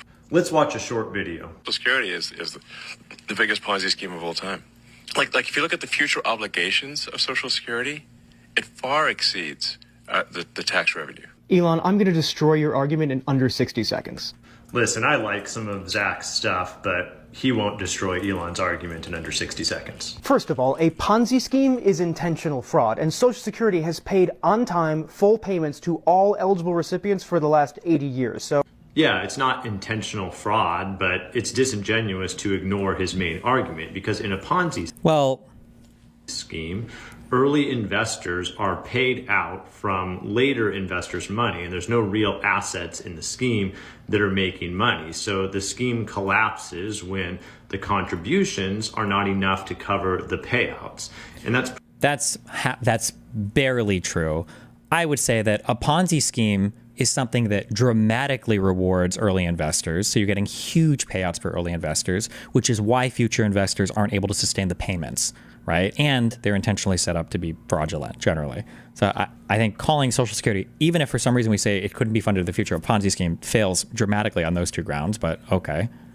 That's pretty much exactly what's happening with Social Security right now. Current retirees are paid out benefits from payroll taxes from current workers. And so the system will collapse when there's not enough payroll taxes going in to make the payouts. And everyone agrees that eventually that will happen. So in many ways, it is similar to a Ponzi scheme without the intentionality part. And further, the fact... Also, I wish I could find this. I have to read this over again.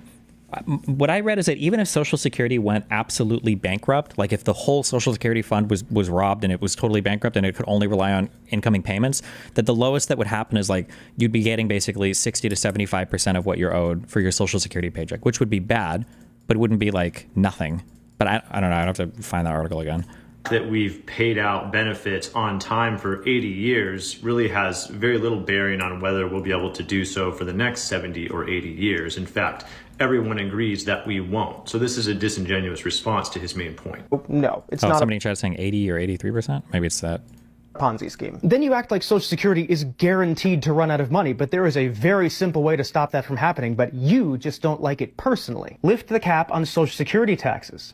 This is a very bad idea, and Elon himself wouldn't benefit one way or another if the cap stayed where it was or lifted. Right now, every dollar you make over $170,000 a year is not taxed for Social Security, but if you were to lift this cap and put that tax on millionaires and billionaires like you, it would fund Social Security for another 75 years. This shows a misunderstanding of what Social Security is and how it's taxed. So when you understand it, you'll understand why this is not a good idea. So number one, when you are a W-2 employee and you work for an employer, Social Security taxes are withheld from your paycheck, along with Medicare and typically some other things as well. But Social Security, 6.2% of your salary is withheld for Social Security. But that's not all that goes into Social Security when you're a W-2 employee. Your employer also covers the other 6.2% for a total of 12.4% of your salary that goes into Social Security up to the 168 and some odd cap. All good, right? Well, unfortunately in America, there are a lot of people that are not W-2 employees. They are self-employed. And so when you're self-employed, you are both the employer and the employee. And this is called self-employment taxes. It's not a new tax. Basically what it is now you are paying the full amount into Social Security and Medicare. So instead of just paying 6.2% into Social Security, 12.4% is taken out of whatever your income is up to that same cap. So there's been a lot of proposals out there to raise the Social Security cap, but usually it's like, hey, raise it to 250K or raise it to 300K. This would not affect people like Elon or other millionaires or billionaires whatsoever. But I'm really curious, what is the average 1040 income of a millionaire or billionaire? Like, I'm sure we can find exceptional examples of people like Elon Musk or people like Jeff Bezos or whatever who take like a $1 salary. But is the average millionaire getting paid $10 and is taking everything in capital gains? Also, if we raise the Social Security cap, you'd be capturing a whole bunch more tax from high six-figure earners and from seven-figure earners who aren't necessarily like billionaires. Like, the idea that some people would still elude all of these taxes just because they get some type of like capital dividend instead or whatever is not, I don't think that's a good argument, but.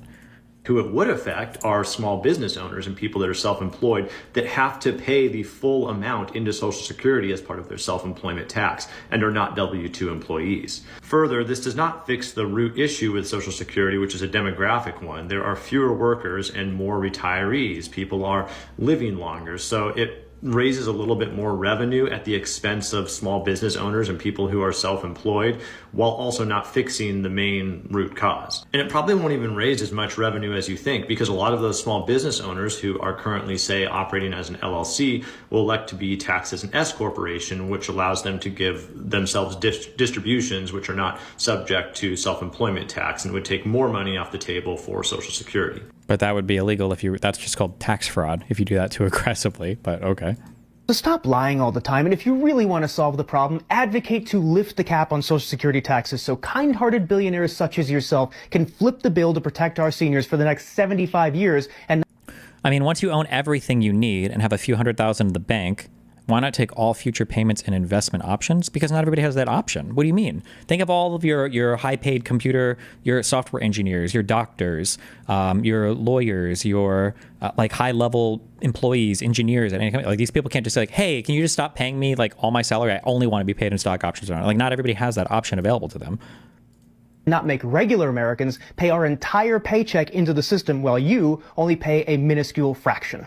He's not lying. I just distributions which are not subject to self-employment tax and would take more money off the table for Social Security. So stop lying all the time, and if you really want to solve the problem, advocate to lift the cap on Social Security taxes so kind-hearted billionaires such as yourself can flip the bill to protect our seniors for the next 75 years and not make regular Americans pay our entire paycheck into the system while you only pay a minuscule fraction. He's entire paycheck? Not lying. I just think you're not understanding how Social Security is taxed. Social Security taxes only apply to wages or other income. They don't apply to capital gains. They don't apply to other investments. And so most millionaires and billionaires earn the vast majority of their income through investments in companies or real estate or, capital gains on stocks, things like that. And so raising the cap to 250K or 300K would not mean one iota to Elon personally, but you're pretending in your argument that the only reason he doesn't want to do this is because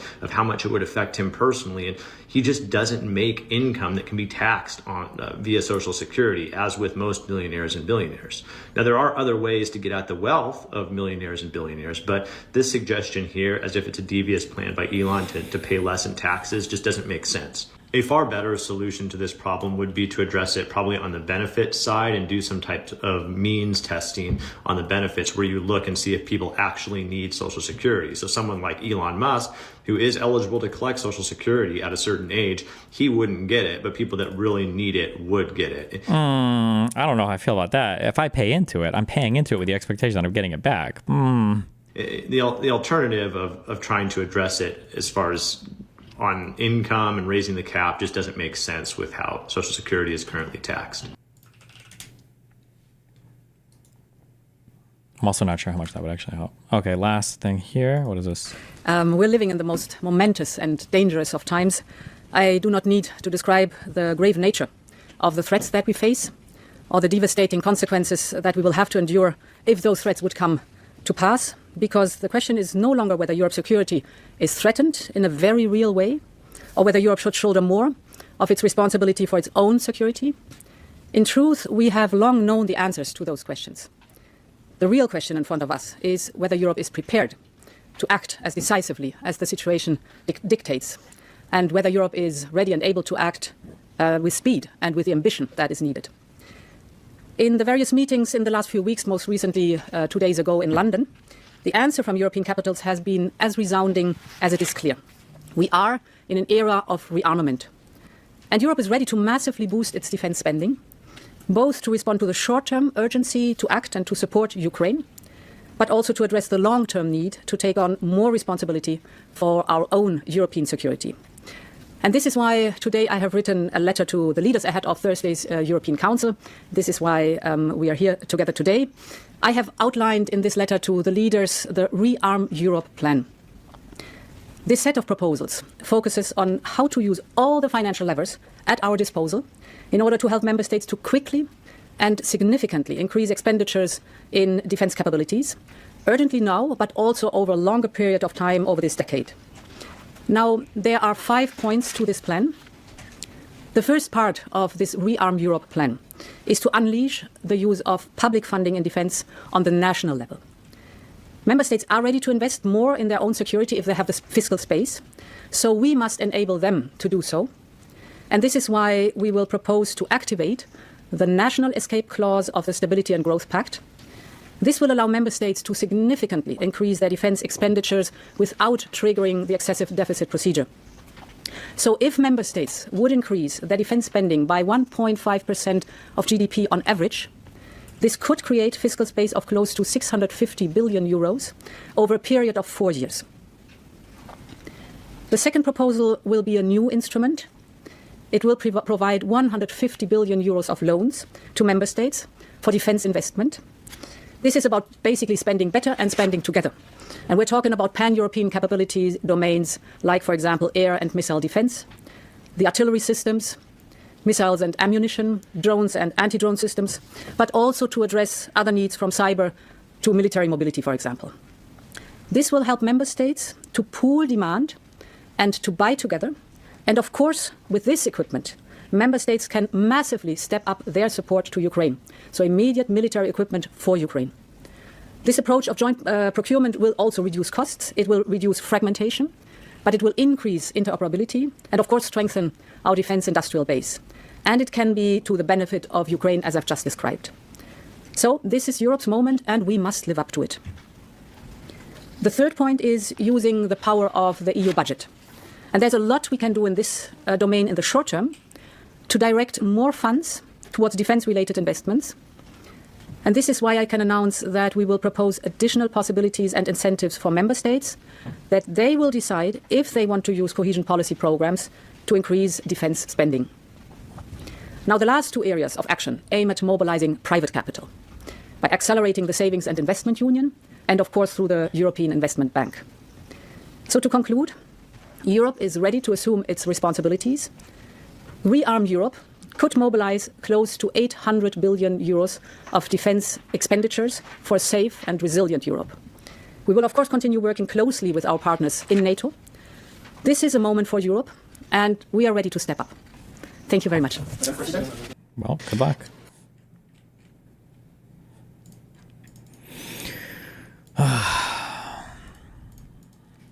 Controversial. If we are issuing pardons, however, there is one person that President Trump should pardon from federal charges forthwith. It would be incredibly controversial, but I think that it's absolutely necessary. That person is Derek Chauvin. President Trump should, in fact, pardon Derek Chauvin. He should. He should pardon him his federal charges. If we're talking about reversing the evils of the last several years in American life, obviously COVID and its handling was a massive evil. Destroyed the economy, set us on a path to fiscal insanity, destroyed children, led to massive health-related cover-ups, just horrifying all the way around. And President Trump has taken on a lot of those things. But when it came to BLM, the inciting event for the BLM riots that caused $2 billion in property damage in the United States and set America's race relations on their worst footing in my lifetime, was in fact the railroading of Derek Chauvin in the death of George Floyd. The evidence demonstrates that Derek Chauvin did not, in fact, commit murder of George Floyd. George Floyd was high on fentanyl. He had a significant pre-existing heart condition. None of this is all such bullshit. Oh God, and he went to Harvard, so he knows this is bullshit. He did not OD from fentanyl. Nobody who knows anything about drugs thinks that. It wasn't in the autopsy that he OD'd from fentanyl. That's just not true. Murder of George Floyd. George Floyd was high on fentanyl. He had a significant pre-existing heart condition. Doesn't matter if you had a significant pre-existing heart condition. When you're dealing with other people, it's called the is it the eggshell? What's it called? The eggshell skull rule? A common law doctrine that makes a defendant liable for the plaintiff's unforeseeable and uncommon reactions to the defendant's negligent or intentional tort. Now, this is tort, but I believe this applies to criminal assault or everything as well. Like, you can't, if you handle somebody in a way that you're not supposed to and they die because of some pre-existing condition or whatever, you can't just say, oh, well, look, they had a thing that happened to them. Like, how could I have known? It doesn't matter. If you engaged in the first behavior, you're responsible for what comes after it. This is why cops can't just body slam a person and assume that they're a healthy individual and then have no liability for what comes afterwards. This is why you have like a use of force continuum.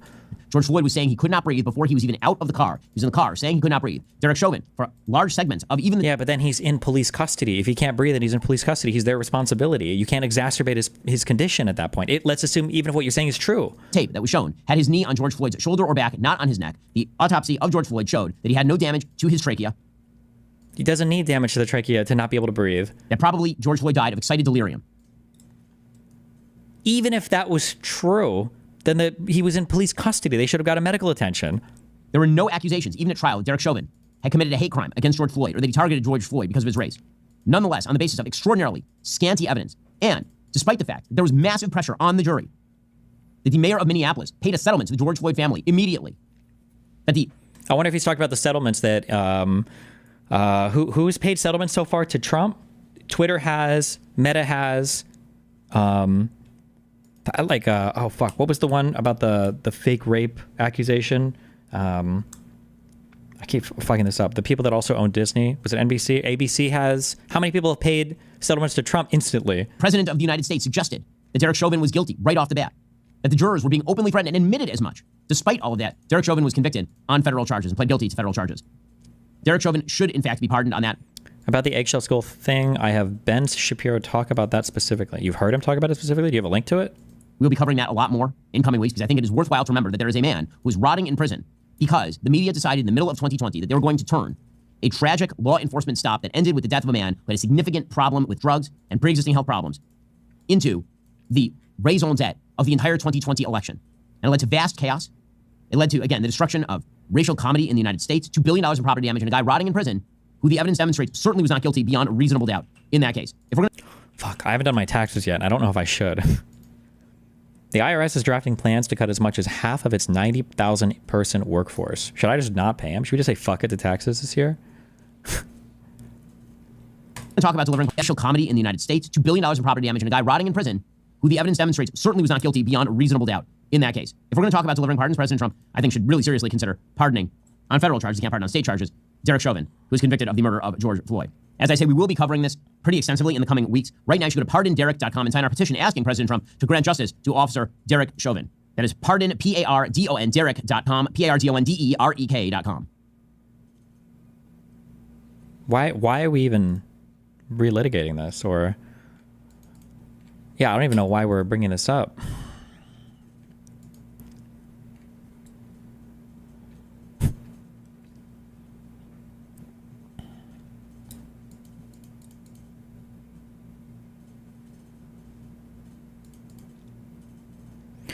What do you think about Hasan calling on you and liberal influencers to form an alt-media coalition instead of fighting? He's been claiming that it is liberals who refuse to unite against fascism this past week. Wait, what? If Hasan says that, he should eat shit, literally, until he fucking memes on the memes on it. Hasan is one of the most infighty fucking leftist cucks in the fucking universe. He spends all of his time character assassinating anybody else who doesn't give him clout. Did he actually say that? There's no way that he actually said that.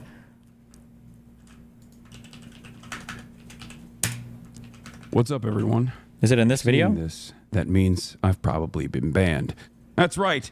Cancel culture has finally come for me. Oh my God, it's over. It's over. The free speech warriors. Where are you now? They've taken me out, ladies and gentlemen. It's over. I'm done.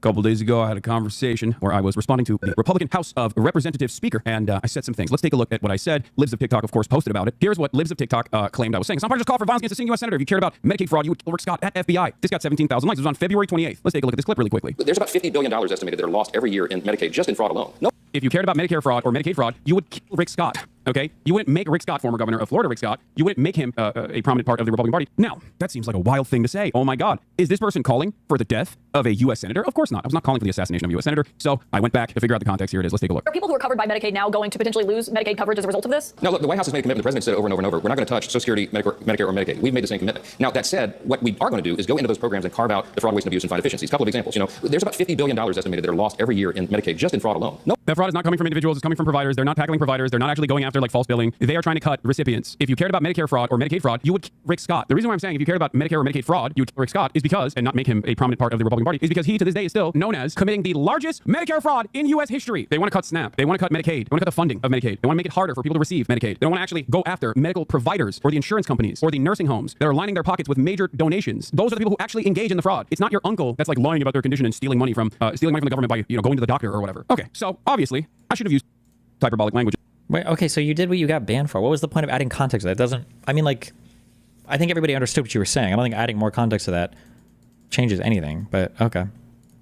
And there's definitely some ownership that I must take. Some apologies there. I should not have said Mike Johnson should kill Rick Scott. I should have simply said Mike Johnson should punish Rick Scott, perhaps with the maximum punishment, whatever that would be, for defrauding Medicare and Medicaid for over $1.7 billion. Now let's talk about the things that he did in this process, because Rick Scott co-founded the Columbia Hospital Corporation, which later merged to a corporation known as Columbia/HCA, which eventually became the nation's largest for-profit healthcare company. Rick Scott, who of course also looks like Voldemort, did a lot of things. The company defrauded Medicare, Medicaid, and other federal programs. The U.S. Department of Justice won 14 felony convictions against the company, which was fined $1.7 billion in what was at the time the largest healthcare fraud settlement in United States history. HCA was defrauding the government. HCA admitted to things like submitting inflated bills and exaggerating diagnoses to increase Medicare reimbursements. According to federal investigators, the hospital company systematically defrauded Medicare, Medicaid, and other federal healthcare programs while paying kickbacks to its physicians. Scott, of course, denied any wrongdoing. Scott pled the fifth 75 times to avoid jail for Medicare fraud. He didn't go to jail over this. He didn't even get any punishments over this. And Scott's resignation certainly was fantastic. For his pockets, he walked away with $10 million in severance pay, a 5-year consulting contract, and $300 million in stock and options. He is now the wealthiest member of the United States Senate. Rick Scott also in the past apologized, took ownership seemingly over his actions. But since then, in his endless interest in gutting all of the social safety nets so the American poor suffer more, Rick Scott has actually seemingly turned around and thinks that this was political prosecution, pure political prosecution against him. I'm fed up.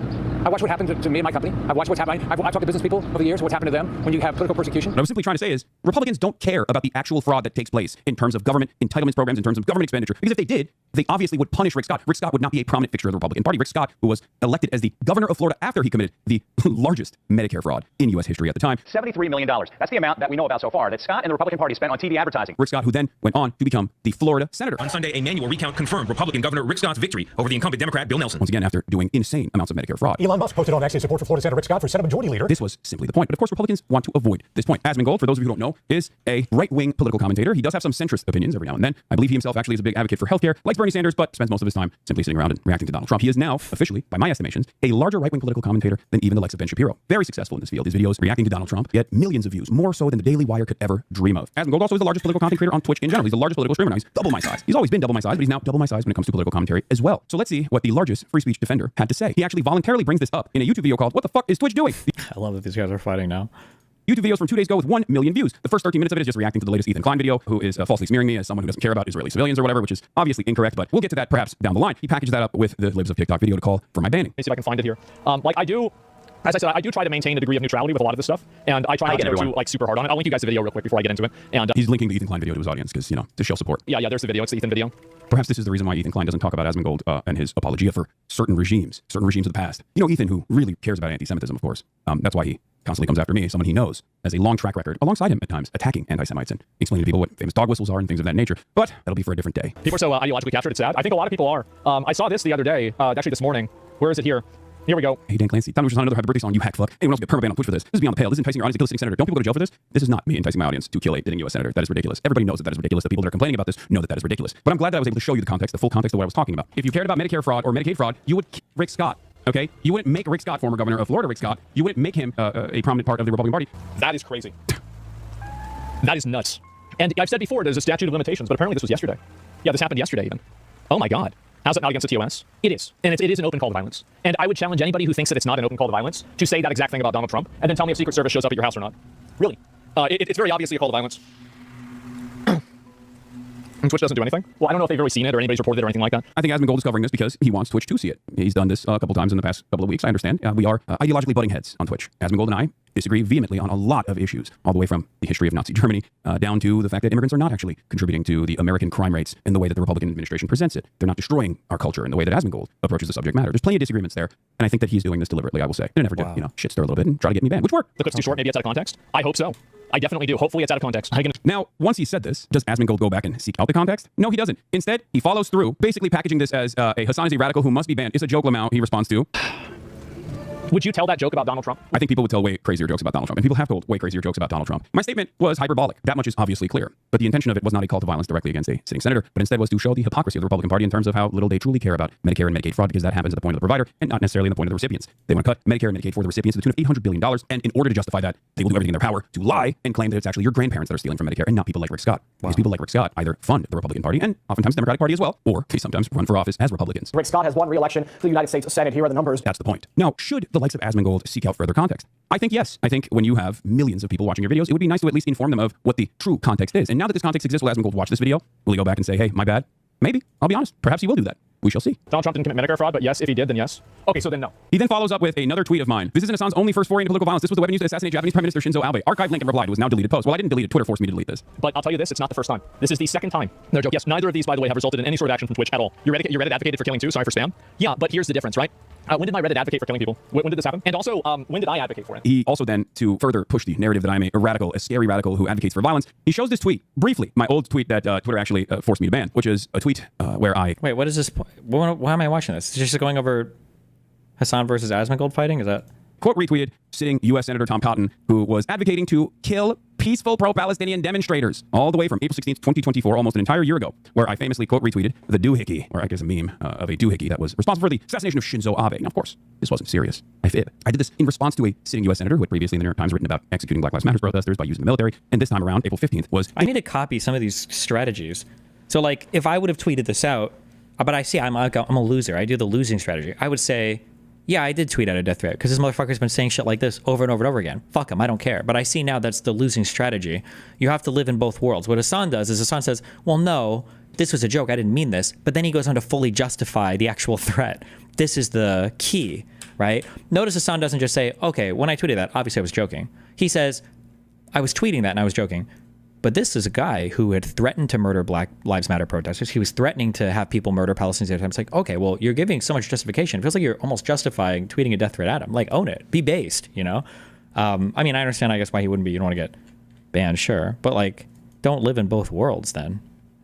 All the way from April 16th, 2024, almost an entire year ago, where I famously quote retweeted the doohickey, or I guess a meme of a doohickey that was responsible for the assassination of Shinzo Abe. Now, of course, this wasn't serious. I fib. I did this in response to a sitting U.S. Senator who had previously in the New York Times written about executing Black Lives Matter protesters by using the military, and this time around, April 15th, was encouraging people. I'm going to read you his words. Senator Tom Cotton said this: I encourage people who get stuck behind the pro-Hamas mobs blocking traffic. Take matters into your own hands to get them out of the way. It's time to put an end to this nonsense. This was, of course, a direct call to violence from a sitting senator, a direct call to violence against peaceful protesters engaging in an act of civil disobedience. If something like this happened in Arkansas on a bridge there, let's just say I think there'd be a lot of very wet criminals that have been tossed overboard, not by law enforcement, but by the people whose road they're blocking. So he then doubled down on it and said, we do things differently around these parts. I mean, he is. He's advocating. This was, of course, a direct call to violence from a sitting senator, a direct call to violence against peaceful protesters engaging in an act of civil disobedience. If something like this happened in Arkansas on a bridge there, let's just say I think there'd be a lot of very wet criminals that have been tossed overboard, not by law enforcement, but by the people whose road they're blocking. So he then doubled down on it and said, we do things differently around.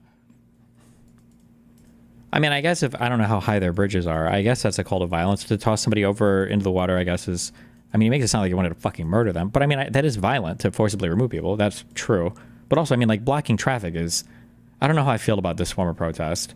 I feel like literally no matter what you're protesting, like even if I fully agreed with you, if you were blocking traffic somewhere, I would just fucking hate you. And I would fucking hate whatever your cause is. But maybe, I don't know, maybe I'm too much of a hater.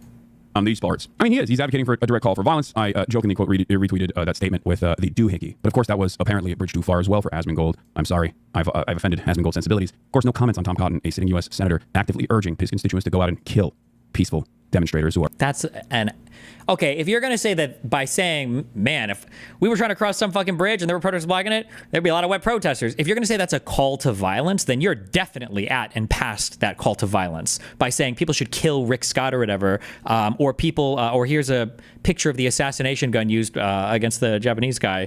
Like, you're definitely way past that. If you're going to count that as a call for violence, like, or a call to murder people, Jesus. There's no comments on Tom Cotton, a sitting U.S. senator, actively urging his constituents to go out and kill peaceful demonstrators who are, dare I say, peacefully demonstrating against a genocide. Make no mistake, it's most likely that Asmongold is simply responding to the things that he sees in his chat. Having said that, I wanted you guys to see the full context of the story. I was obviously not asking for people to kill Rick Scott. I think that would be ridiculous. I think that justice should be served, however, and justice has not been served against Rick Scott in this case. Justice rarely ever gets served against rich people who exploit others, against rich people who defraud the federal government. You get a $10 million care package with $300 million in stock options for defrauding poor people that absolutely need this medical care. And then Republicans will turn around and act like the real fraud is happening at the point of the recipients and not the point of the providers. There's about $50 billion estimated they're lost every year in Medicaid just in fraud alone. No one's for that. We've got to make sure we eliminate it. We have the algorithms now to do that. We have advanced technology to find it. Thank God for Speaker Johnson. That is my anger. That is my frustration. The algorithms.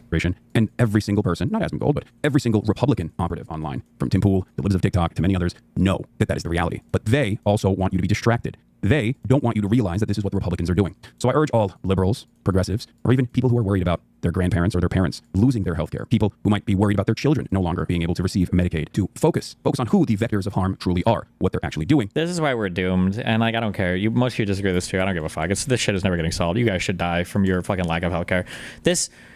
The fascination on the right with whatever dumb shit they're going over, I don't even know what the fuck the right is, versus the fascination on the left of like, it's all the billionaires and the CEOs and that's it. Like, we're never getting any of these situations solved. Nobody wants to face the fact that healthcare is insanely fucking expensive. In the United States, we want to do too many things at the same time.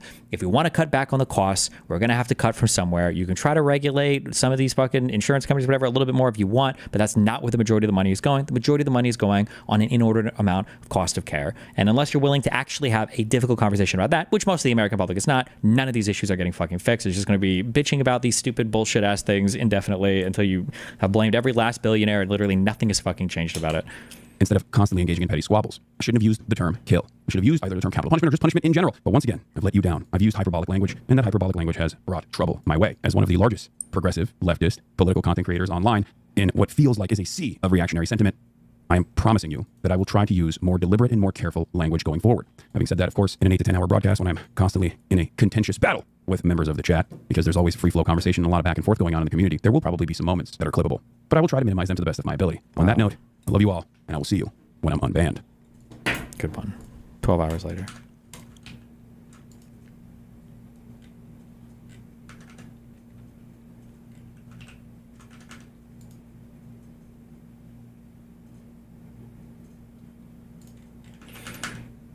When is this congressional address thing tonight? Thoughts on this police shooting?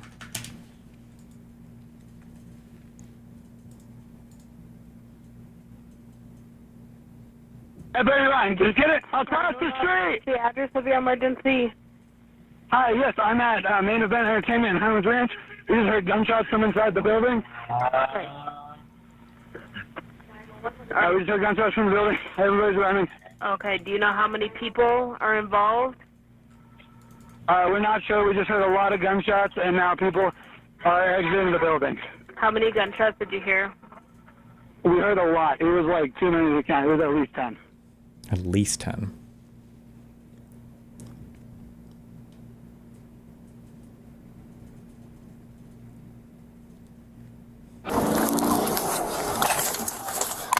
Is this sped up? No. Police officer.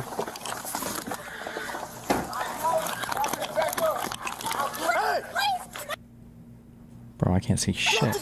Drop the gun now! Oh, he's not paying attention? This guy got shot here? Shots fired.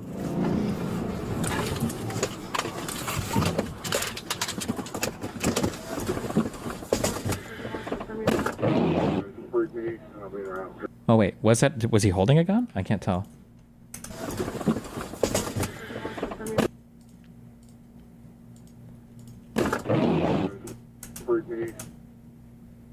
Is that a firearm there?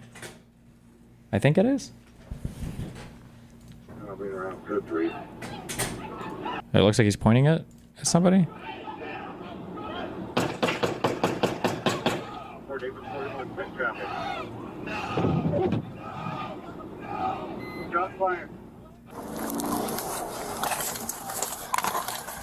Jesus, we got the fucking 911 call and the 4-point camera. Hey!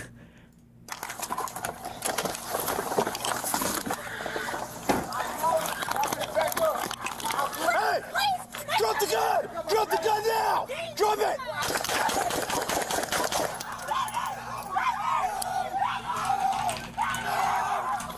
Shots fired. Shots fired. Damn. Douglas County deputies responded to an active shooter call at main event located at 64 Centennial Boulevard. A fight had broken out inside the woman's restroom and ended with a shooting inside the business. During the investigation, it was determined that 29-year-old Jalen Sabran was involved as a step sibling and accessory to the female suspect, who was alleged to fire multiple shots. Situation spun in the parking lot. We're seen leaving the scene with the female suspect while armed with a handgun with an extended mag. The dash cam, body cam, exterior surveillance camera footage shows Sabran pointing his weapon at several individuals. Despite numerous commands to drop his weapon, Sabran failed to comply and turned toward the deputy, who faced with an immediate threat to his own life and the safety. Blah, blah, blah, blah. Okay. Well, I mean, rip. What are you gonna do? Don't shoot people and walk around with a gun.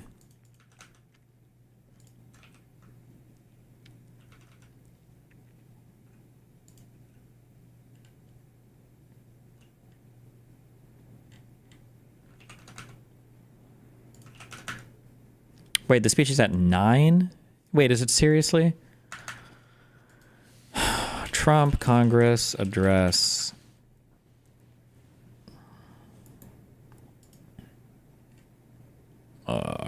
Oh shit.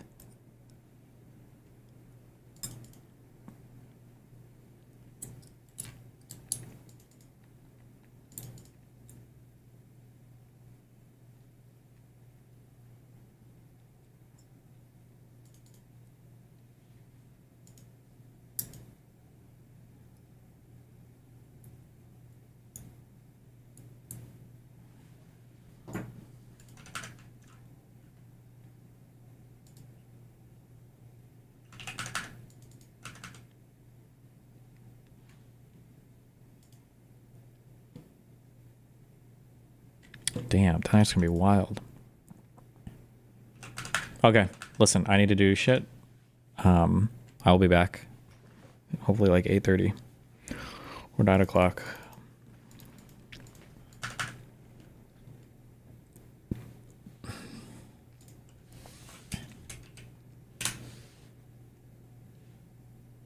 Who's on? Is there anybody live on YouTube we can host right now?